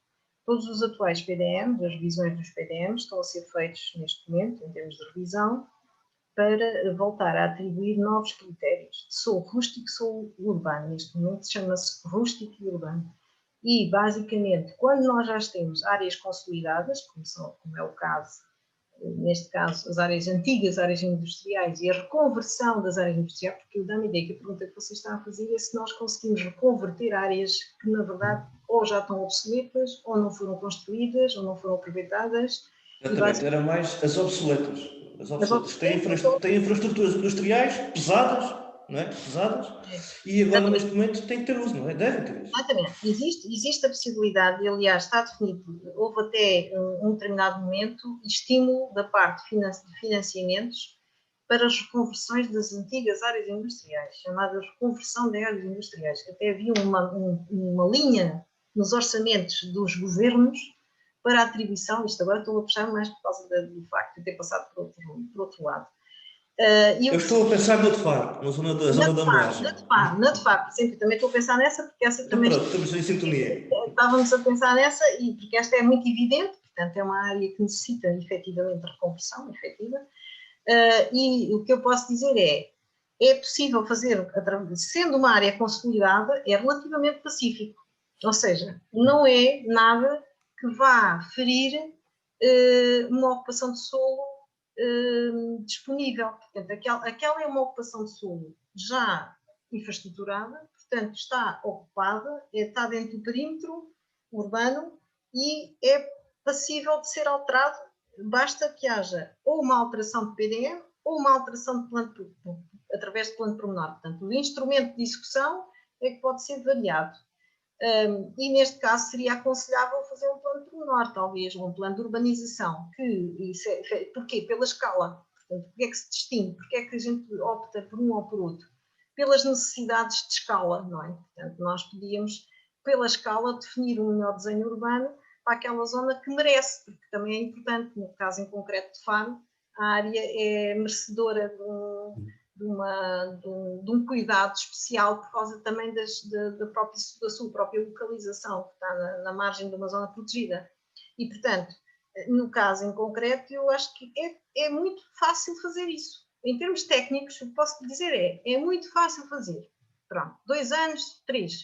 O que acontece e porque é que não se faz? Portanto, podia ser perguntado porque é que não se faz. Não se faz por 2 razões muito fáceis. Primeiro, falta de vontade política, portanto, vamos aqui ser muito clarinhos. Portanto, aquela área industrial de Santa Margarida aconteceu porque naquele momento tínhamos lá uma pessoa que o tempo todo massacrava toda a gente para fazer aquilo, durante 10, 12 anos, portanto, que eu passei por aquilo, portanto, porque era uma pessoa que queria fazer aquilo, e teve essa perseverança permanente, porque é preciso ter uma perseverança, é vontade política, mas depois continuidade, as 2 coisas, vontade política e depois continuidade para conseguir persistir com essa vontade no tempo, porque caso contrário morre o caminho morre. Portanto, mas essa perseverança aqui no caso de Faro, não querendo ir falar muito sobre isso, mas o que eu posso dizer é que tentei fazer isso na altura, mas não tinha dinheiro. Não me foi dado dinheiro, não havia dinheiro. Portanto, foi um período em que a Câmara estava financeiramente muito mal. Portanto, não havia dinheiro. Isto da industrial de Tavira, houve também vontade e houve dinheiro, houve financiamento. Portanto, eu tinha capacidade para fazer, porque os anos de 98 de 2000 ainda foram anos muito bons. Comprou-se os terrenos, adquiriu-se os terrenos, as câmaras tinham dinheiro para fazer isso. Depois houve crise, portanto já não se consegue fazer com essa facilidade porque não há dinheiro. E, portanto, durante esse período não havia dinheiro. Depois tentou-se fazer uma conciliação de vontades entre os privados para conseguir chegar lá. Não se entenderam, havia 4 proprietários grandes que se mostraram interessados. Ninguém quis avançar porque não queria pagar o vizinho e não sei o quê. Pronto, e depois, a uma dada altura, eu lembro-me que disse, olha, então vamos avançar nós, porque já foi no final, já havia algum dinheiro, e disse, então vamos avançar. Pronto, depois entretanto saí da Câmara, não vale a pena ir mais longe. Mas o que eu quero dizer é que muitas vezes as coisas não acontecem porque tem que se reunir um conjunto de circunstâncias favoráveis. Portanto, não é por questões técnicas. As questões técnicas são o menor dos problemas. É claro que também, às vezes, também é um problema determinadas circunstâncias técnicas. Mas eu acho que não é o problema técnico. O planeamento não acontece em Portugal, não é por circunstâncias técnicas. Porque eu acho que nós temos bons técnicos, conseguimos fazer boas equipas. Eu acho que consegui provar aqui uma coisa muito boa, pelo menos tive apenas um único mérito. Conseguimos fazer uma equipa do Algarve, estou com técnicos do Algarve, a fazer um plano pormenor. Que normalmente as equipas que vêm são todas de Lisboa e de outros sítios, e nós aqui conseguimos reunir um conjunto de técnicos todos do Algarve, éramos todos daqui, conseguimos produzir um plano e conseguimos executar o plano. Isso já de si já é bastante importante. E basicamente as vontades de execução dos planos dependem sobretudo da perseverança política e depois financeira, obviamente. Quer dizer, se não tiver associado a isso uma questão financeira, não se consegue. É impossível, não é? Não vamos lá. E pronto, basicamente era isso. Mas... Muito obrigado. Sim. Eu fiquei animado 2 anos em relação a Faro, então fico feliz da vida.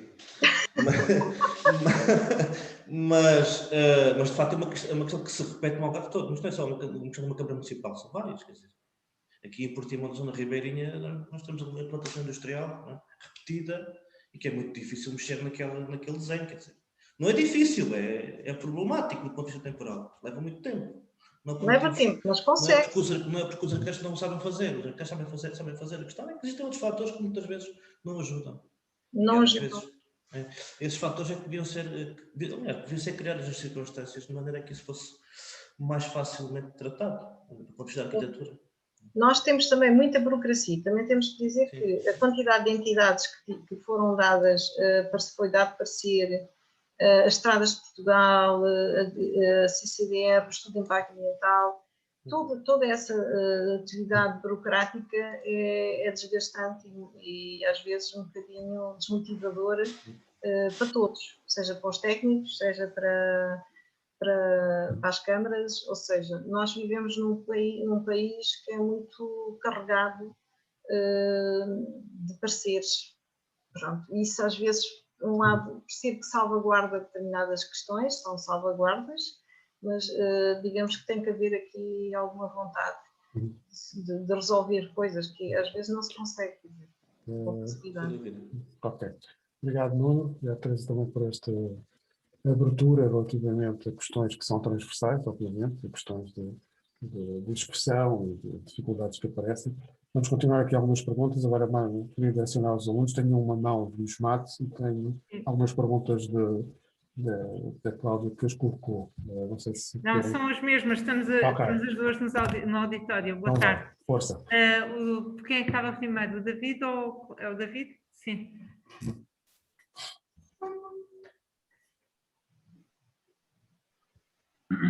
Olá, boa tarde. Em primeiro lugar, muito obrigado pela apresentação. Eu gostei muito dos estudos feitos, principalmente aquele estudo da visibilidade, eu gostei muito. E também a arquiteta mencionou várias vezes também um fator importante da equipa.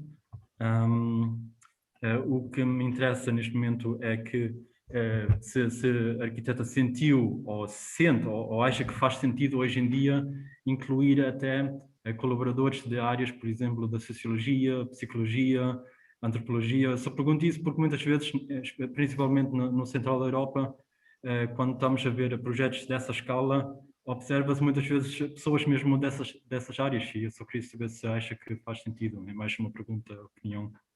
Sim, sim. Eu acho que faz sentido. Vamos lá ver, do ponto de vista, por exemplo, da sociologia, eu cheguei a ter nas equipas, não foi neste caso em concreto, tive apenas um geógrafo, mas noutra área em concreto, na Costa de Santo André e Brespes, que fiz outros planos, por acaso no Alentejo, que eram mais aglomerados, nós tivemos a incorporação de sociólogos e fizemos inquéritos à população, portanto, promovemos inquéritos. Ali o que vocês viram foi só uma ficha do edificado, mas e viram uma coisa muito sintética, que era a identificação da população ali na zona, mas foi uma coisa muito simples. Mas noutras zonas mais urbanas, de facto, outro tipo de problemas, para conseguir perceber as ambições da própria população, ou seja, um plano, por natureza, não deve ir nem contra a parte biofísica, não devemos ir, digamos, ferir a parte biofísica, temos que nos adaptar ao máximo àquilo que está no território, mas também temos que ter em conta a população e a própria ambição da população. Um planeamento feito com maior escala, uma escala de um aglomerado urbano de maior dimensão, devia ter, de facto, o apoio de áreas mais sociais, portanto, todas as áreas sociais, porque as áreas sociais indicam-nos, fazem-nos indicadores até do tipo de equipamentos que podemos instalar. Vamos instalar creches, parques infantis, ou vamos instalar lar de idosos, centros de dia, por exemplo. Ou vamos instalar, digamos, a preocupação dos transportes. Temos que instalar ali, se calhar, uma zona de apoios, de abrigos, de autocarros, porque as pessoas querem se deslocar dali. Pronto, por exemplo, há um conjunto enorme de questões que passam pelo conhecimento das ambições e da população e da própria vivência da população. Portanto, no caso em concreto, por acaso lembro-me da Costa de Santo André, foi mais esse parâmetro, foi mais essa, digamos, essa vertente que eu trabalhei mais e foi bastante interessante e, sinceramente, essas equipas deviam ser, digamos, escolhidas para ter essa vertente incluída dentro das equipas de planeamento. Isso faz todo o sentido. Portanto, acho que sim. Talvez, pronto, o problema muitas vezes também é que quando ampliamos muito o leque das equipas, torna-se difícil, porque depois, normalmente, quando havia concursos, o preço contava, normalmente era o preço mais baixo. Eu tenho que dizer, eu ganhei este concurso pelo preço mais baixo, tenho que dizer isto. Na altura, Eu também era muito novinha, não me importava às vezes até de perder dinheiro para fazer as coisas, é incrível, mas foi assim que aconteceu. E a verdade é que neste momento a competição é bastante maior, portanto é muito difícil fazer equipas que tenham uma boa relação de custos e de preço, portanto, até porque o próprio planeamento neste momento quase que não há concursos para planeamento, portanto há muito poucos concursos, o que é uma coisa lamentável. Portanto, eu concordo, acho que até é uma vertente que deveria ser valorizada, muito mesmo, mas na prática não tem sido talvez tão valorizada quanto devesse, porque introduz um fator preço que depois não é competitivo. Entramos na economia das coisas. Mas pronto, acho que já tentei responder. Muito obrigado, obrigado. Cláudia? Obrigado. Obrigado eu pela pergunta e por ter estado interessado. Isto é difícil, eu acho que é muito difícil captar o interesse dos alunos por uma questão de planeamento, que isto por natureza é muito chato, acho eu. Ora, muito boa tarde, sou o Cláudio, aluno do terceiro ano, e tenho uma questão, por acaso, fiquei bastante curioso relativamente à questão do professor Luís Durão, quando foi a alteração da Câmara, e a arquiteta mencionou que era mais fácil desapropriar do que estar a criar algo novo. E a minha questão é muito simples, tem um bocado a ver também com a história, ou seja, desde o Corbusier até o Leo Krieger, ou Rob Krieger, pós-modernismo e modernismo, que será mais fácil, neste caso, nós desapropriarmos ou pegarmos num elemento já existente e fazer, neste caso, algo que possa contornar esse desafio? É uma boa pergunta, é uma boa pergunta. É uma pergunta exigente, diria. É assim, na escala do planeamento, isso depende da atitude, de facto, individual de cada um. Aí entra, de facto, a gênese da concepção. Ou seja, no que diz respeito àquilo que eu considero que é o planeamento, nós temos que fazer um balanço entre aquilo que se torna essencial, o que é a essência do teu projeto. Se o teu projeto sobrevive contornando determinados obstáculos e mantém uma lógica interna que digamos, mantém a sua beleza interna sem precisar de violentar ou recriar, utilizar novamente áreas que se calhar não precisa, não são tão essenciais, e eu tenho a atitude que é mais prática, portanto, por isso acho que o planeamento é muito prático, temos sempre que ter esta questão essencial na cabeça, que é saber o que é que serve os nossos objetivos e o que é que serve a lógica do próprio plano, a própria lógica do plano. Se ele funciona bem, sem necessidade, sem precisar daquela área ocupada, ou consegue, digamos, se consegue sobreviver sem essa área ocupada, ou vamos ocupar aquilo tudo, ou esse espaço vazio ainda se pode tornar, neste caso, um espaço interessante, ou recriar esse espaço vazio. No caso em concreto, nós tínhamos ali duas situações em concreto, que tivemos que recriar um espaço que era por si só uma contingência, que era a questão da linha de alta tensão, e depois a questão dos grandes declives que estavam para trás para norte. Então, o que é que fizemos? Neste caso, considerávamos que não poderíamos integrar essa linha de alta tensão através de utilizações que fossem complementares. Portanto, no fundo, é uma questão de criatividade também, que é utilizar, na minha ótica, reconverter determinados espaços que não são, digamos, podem ser um obstáculo, mas criá-los de maneira que sejam úteis à sua função do lógico, mas que não, digamos, fossem complementares, no fundo transformá-los em áreas complementares que criassem valor ao próprio projeto. Isso é uma forma de criação. Portanto, o que eu quero dizer é que, na verdade, em cada momento, temos que perceber como é que aquele espaço, que não sendo aproveitado ou não podendo ser por contingências várias, poderá ser transformado, apesar de ser um vazio, possa ser um vazio interessante ao projeto. Pronto. E é nesse sentido que eu acho que isso é que é exatamente a essência do projeto. É conseguir olhar para as contingências e tentar transformá-las numa lógica global interessante, ou que pelo menos funcione sem ter ali um vazio total. Não é um vazio total, aquilo é um espaço que acaba por ter uma função e um interesse do ponto de vista também urbanístico. É um espaço de descanso, ou é um espaço de estacionamento, é um espaço com bancos para poder as pessoas descansar, tipo piquenique. No caso, lá em cima tínhamos um pequeno piquenique. Transformámos a zona de norte com um miradouro. Inicialmente, por acaso não falei nisso, tinha um miradouro, que era o tal percurso que fazia à volta do norte. Tinha um pequeno ponto, que era um ponto de localização do miradouro. Isso depois acabou por também não ser muito construído, porque criámos na mesma o percurso para chegar lá. Acabámos de não criar um mirador, mas o percurso ficou, pelo menos isso, não é? Pronto, isso também depende da tal execução e da sensibilidade das pessoas.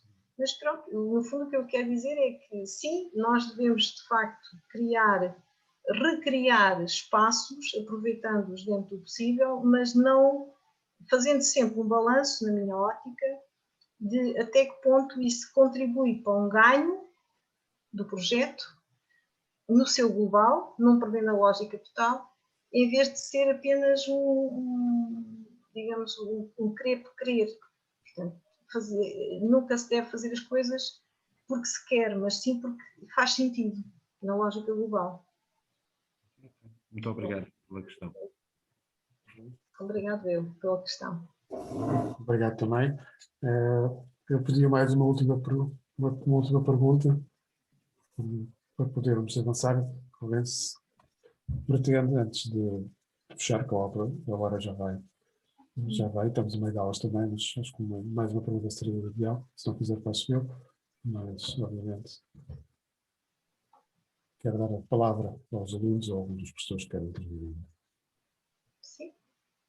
Ok, sem que chegar à frente, chego eu. É uma pergunta pertinente. Obviamente os planos, e a discussão tem sido profícua nesse sentido, o plano não é estético, é prático. Portanto, isso foram coisas que foram faladas neste momento, porque tem uma componente de prática muito efetiva.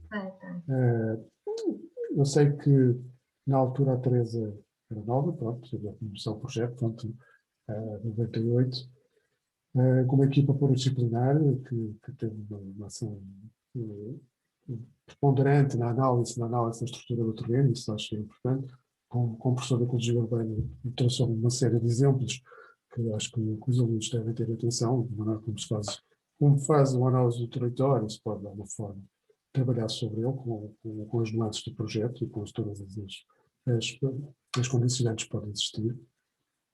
Os planos na altura foram proliferados, um pouco por todo lado, foi uma moda, podemos falar assim, começou pelos planos de organização, depois começaram pelos planos de zonas industriais e por uma série de infraestruturas que foram replicadas, por uma série de exigências que a comunidade europeia interessa, então era um país moderno, tinha que se mostrar moderno, crescer desse ponto de vista, e cada autarquia ou município tinha que ter a sua infraestrutura, fosse a zona industrial, fosse a piscina, seja o que for. Pronto, estão assim que as coisas funcionam. Mas o plano tem esta possibilidade de não só responder a um programa prático, mas de alguma forma poder equacionar esse programa, ou seja, sermos também corresponsáveis na equação desse programa. Eu sei que a maior parte dos planos são por encomenda, não têm um plano de evolução, digamos assim, muitos deles se tornaram inóspitos ou não ficaram preenchidos porque foram sobredimensionados. Mas isso é uma prática comum, depois houve outras alterações políticas, económicas e outros cenários que, de alguma forma, obrigaram a reformações ou obrigaram a parar no tempo algumas questões. Olhando agora para este plano, digamos assim, sabendo que também tinha competências que foi positivo, as competências de autarquia e de decisão que teve, como é que se pode encarar um plano? O Nuno já tocou esta questão um pouco, o Nuno Rio, como é que se pode considerar a formação destes planos, não é? A reconversão, qual é o caminho a seguir? Se como arquitetos podemos ter essa função, a partir do momento que nos encomendam esse elemento, e de que forma é que podemos olhar para estes exercícios e repensar na atividade da arquitetura. Ou seja, o arquiteto acho que tem que ter um papel cada vez mais componente.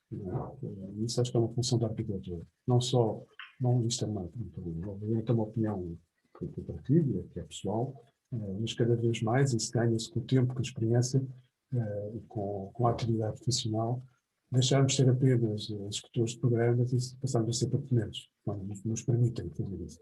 E cada vez mais temos que cumprir essa função. Daí achar que também devemos estar distribuídos por vários polos e estar no polo da decisão política, acho que é um papel preponderante do arquiteto, porque é multidisciplinar na sua análise e na sua coordenação. A análise que eu pedi era, perante estas situações, que caminhos é que podemos seguir para a formulação destas áreas que estão subaproveitadas, que de alguma forma podem ser caracterizadas.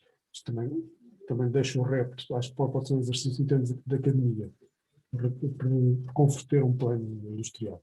Portanto, acho que pode ser interessante pensar estes espaços como espaços de reutilização, de chamar de reciclagem, mas de pensar que novos usos é uma área que tem uma área considerável, tem infraestruturada, que novos usos é que podem ser dados espaços que ao fim e ao cabo distribuídos por todos os municípios, como o nome referiu, seja em Faro, seja em Portimão, seja em Tavernete. É uma prática comum e acho que pode ser uma equação que todos nós, arquitetos, temos que pensar. Queria só a sua opinião relativamente a isto, sabendo que foi autora, que foi também, a alguma parte, teve competências políticas relativamente a alguns decisores, mas que é que, de facto, nós, arquitetos, os estudantes, podem pensar nestes problemas e nessas relações de áreas que estão subdimensionadas e que deixaram de ter utilidade para qual foram pensadas. É uma boa questão, posso já dizer. Eu posso dizer o seguinte, como arquiteta, posso dizer que este programa, quando me foi apresentado, posso só explicar o seguinte, o programa, quando me foi apresentado, foi muito pobre, posso chamar assim? Este próprio plano, assim como outros planos, quando são apresentados ao arquiteto ou à equipa, neste caso, eu era coordenadora e no fundo é isto, era um programa muito simplista e muito pobrezinho, peço desculpa a palavra, porque é mesmo assim, portanto. O que é que eu penso que poderá ser a mais-valia do arquiteto?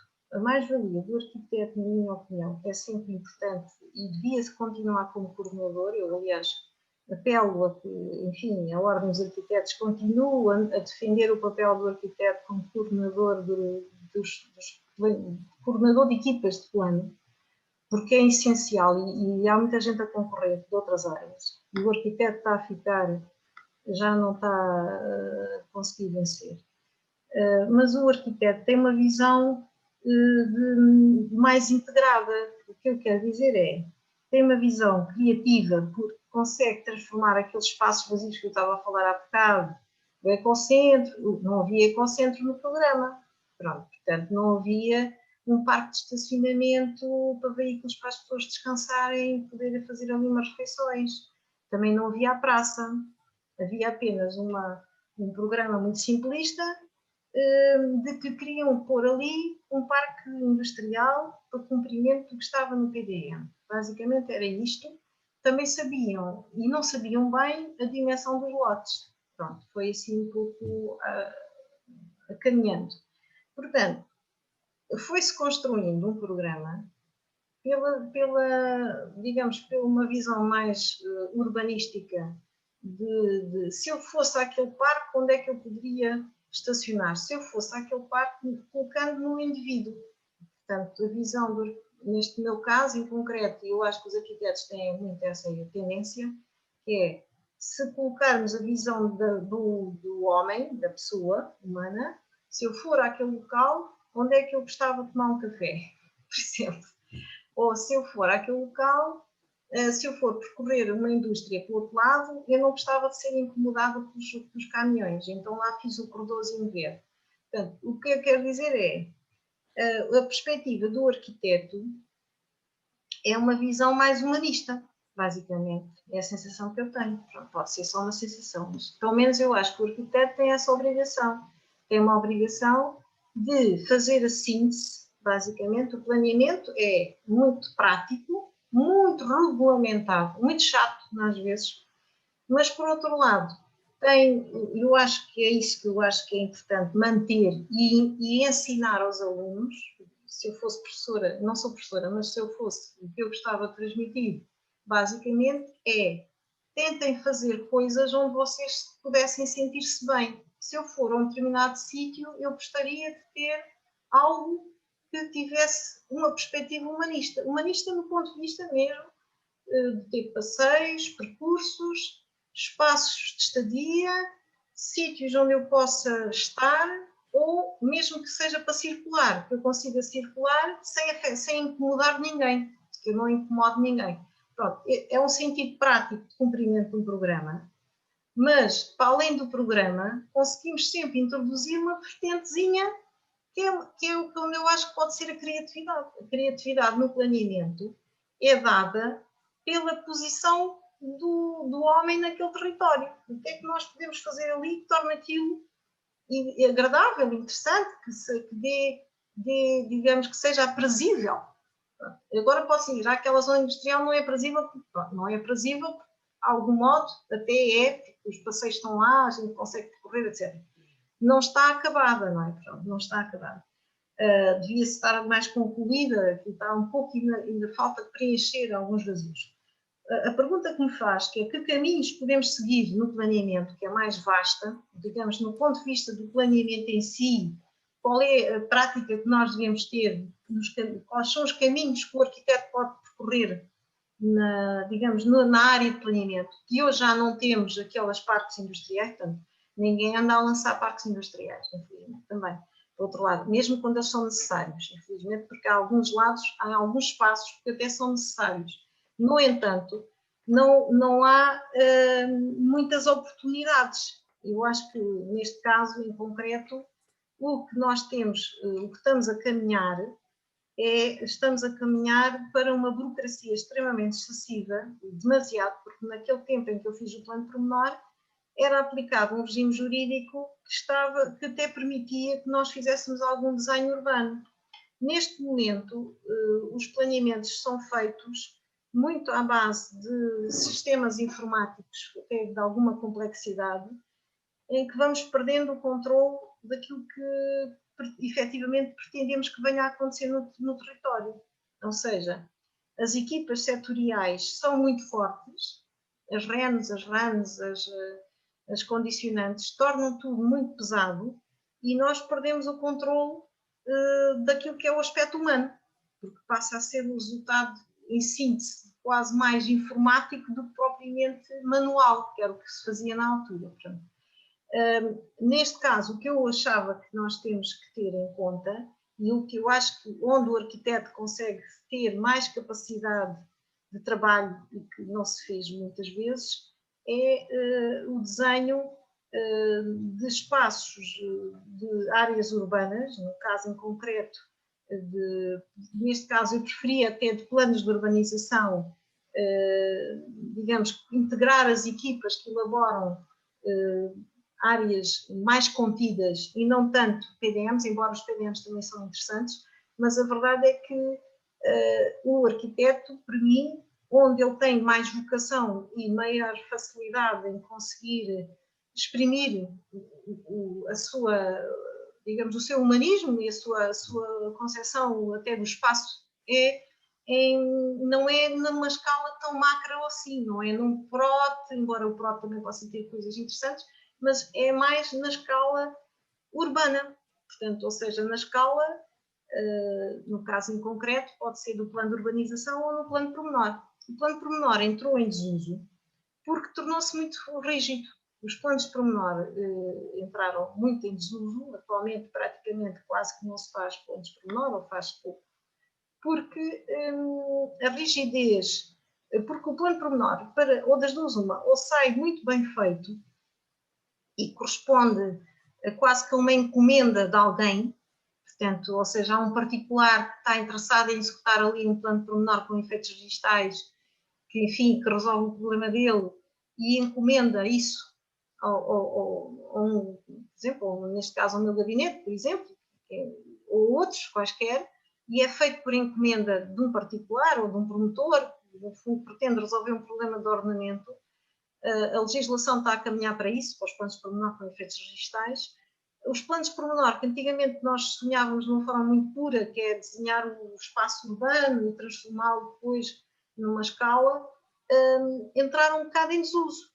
Porquê? Porque são muito difíceis de executar. Portanto, tem muitas implicações do ponto de vista financeiro e as câmaras acabam por não avançar nesse sentido.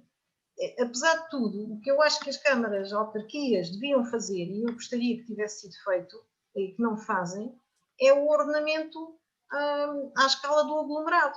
Pode ser feito de uma forma flexível através de planos de urbanização e depois, eventualmente, um detalhe ou outro mais interessante.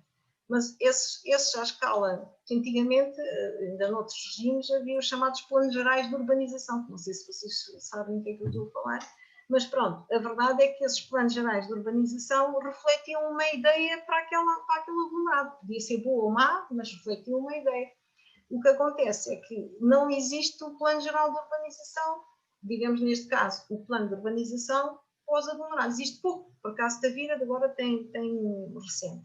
Mas não há muitos, ou seja, não há uma prática de planos de urbanização pós-aglomerais principais, porque essa prática que devia ser mais, e nesse caso, o espaço urbano, por excelência, os arquitetos têm uma sensibilidade que as outras vertentes não têm, porque conseguem, os arquitetos já formados, porque isto tem que ser um bocadinho uma prática que leva muitos anos também a formar uma pessoa, enfim, com prática de planeamento, mas o arquiteto em geral o que faz é uma síntese, faz a síntese, ou seja, consegue ver pelas vertentes todas e depois colocar, exprimir uma forma de resolução, uma proposta de solução, tendo em conta os objetivos, mas também o ponto de vista humanista.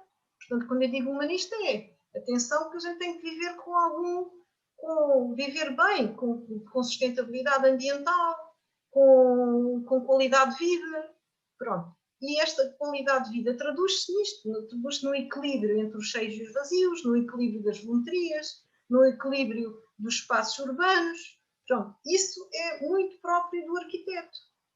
E pronto, não é tão próprio. Muitas vezes nos PDMs o que eu vejo são equipas lideradas, nomeadamente, pronto, por geógrafos, por exemplo.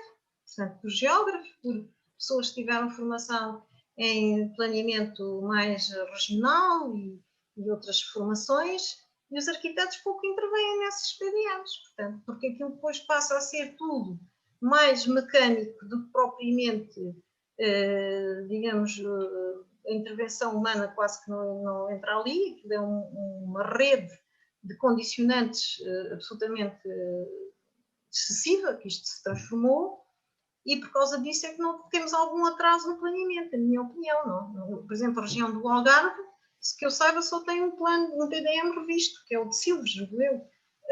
O resto penso que até nem se conseguiu ainda chegar aos finais das revisões, ou vai ser muito difícil conseguir, porque há um conjunto enorme de intervenções que são quase impossíveis e depois vão contra as vontades da população. Se formos a ver bem, então qual é aquela perspectiva sociológica e humanista da população, o que é que a população quer para o território? Vamos a ver, não há espaço para esse diálogo no PDM. No PDM não há esse espaço. Esse espaço é remetido para a discussão pública, no final, quando já não se consegue mexer, e entretanto, em antecipação, quem conhece a população ou conhece as zonas, por exemplo, os autarcas, deviam ter muito mais força para conseguir impor essa realidade da vontade da população relativamente aos territórios, e também são para segundo plano, portanto também não têm, digamos, poder suficiente, nem conseguem impor-se, e pronto, e ficamos um bocadinho num limbo. Isto no caso dos PDMs. No caso dos planos de urbanização ou dos planos de pormenor, tínhamos muito espaço e tínhamos muito caminho para fazer, tínhamos muito caminho para percorrer, seja nas reconversões das áreas industriais, seja na salvaguarda dos núcleos históricos, porque por acaso não se tocou aqui, mas os planos de pormenor, há um plano de pormenor que se chama mesmo salvaguarda, que é os núcleos históricos, portanto, e temos a questão das expansões que poderiam ser mais controladas, as expansões que neste caso vão ter mesmo obrigatoriamente que serem revistas, e portanto há um conjunto enorme de caminhos possíveis para poder, a uma escala talvez não tão grande, mas a uma escala mais urbana, o arquiteto poder intervir, poder e dever. Eu acho que o arquiteto continua a ser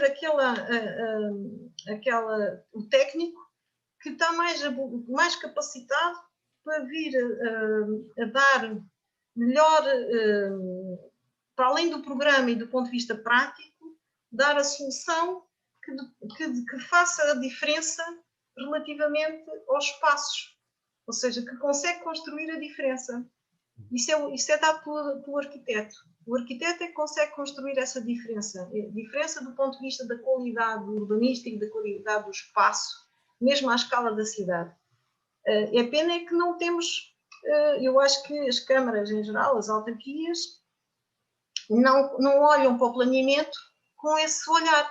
Porquê? Por causa dos ciclos eleitorais, portanto, porque um plano leva muito tempo e os ciclos eleitorais são curtos, são 4 anos e ninguém consegue vender um plano. Portanto, são processos morosos e processos... São processos muito morosos, muito exigentes. Burocráticos pesados. E que afastam, ao fim e ao cabo, a classe também desse tipo de decisão, isso é um facto. Não é uma conversa, provavelmente, que perdurava e que teríamos muito tema para falar sobre isso, não é? Não se vê, não se chega só ao fim, não se vê. É uma pena. É um tema que, provavelmente, é emergente e que é necessário não só para a atividade no seu conjunto, como também para o papel do arquiteto relativamente a esse papel de decisor também dessas situações. Como eu digo, era um tema que nos levava a uma conversa extensa, se calhar multi-âmbito, ainda poder abordar todos esses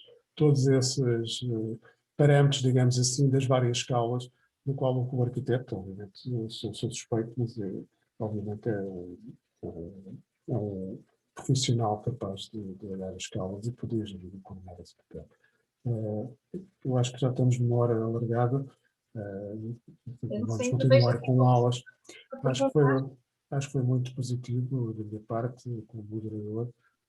Quero agradecer também à Teresa todo este esforço e esta explicação relativamente a outro tipo de atividade que não é tão falada, sobretudo na academia, desta forma. Não por ser chato, mas acho que a discussão ou a conversa não se tornou chata, pelo contrário. Acho que foi perspicaz e que aguçou aqui algum sabor do que é que pode ser realmente toda a atividade do arquiteto, a outra escala, com tal poder de decisão que é mexer no território, é mexer na paisagem, é mexer nesta escala toda, que não é só industrial, urbana, seja o que for. Da minha parte, acho que quero agradecer à Teresa, novamente, a todos aqueles que interviram, à organização, à secção regional do Algarve e do Alentejo, e aos alunos e às pessoas que estiveram aqui. Vou agora passar a palavra à nossa diretora, Ana Bordal, para terminar esta sessão e para agradecer novamente também a oportunidade de poder ter moderado esta sessão. Obrigado, Mário. Obrigado à arquiteta Teresa, mais uma vez, pela excelente exposição que fez. Acho que foi uma abordagem muito interessante. Nós temos aqui no auditório grande parte dos alunos do primeiro ano, portanto isto é um tema que a eles ainda é assim um bocadinho o princípio de algo que eles não entendem, mas que em breve irão entender. Agradecer também aos alunos, professores e a todos os convidados que também estiveram aqui connosco hoje a assistir. E uma vez mais agradecer a colaboração da Secção Regional Norte e Sul, não, disparado, Alentejo e Algarve, peço desculpa, estava fora do território da Ordem dos Arquitetos. Obrigada a todos. E uma vez mais agradeço a participação da arquiteta Teresa. Olha, eu que agradeço, foi bastante oportuno para mim também fazer uma revisão daquilo que já aconteceu, também um balanço de vida.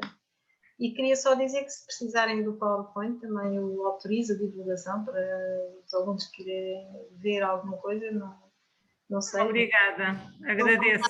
Se alguém quiser ter interesse, podem distribuir, pelo menos ficam com alguma ideia sobre aquilo que está feito. Muito obrigada. Agradecemos, obrigado, agradeço. Agradeço também. Obrigada, um bom fim de semana, obrigada. Adeus. Obrigada a todos. Até a próxima. Bom fim de semana.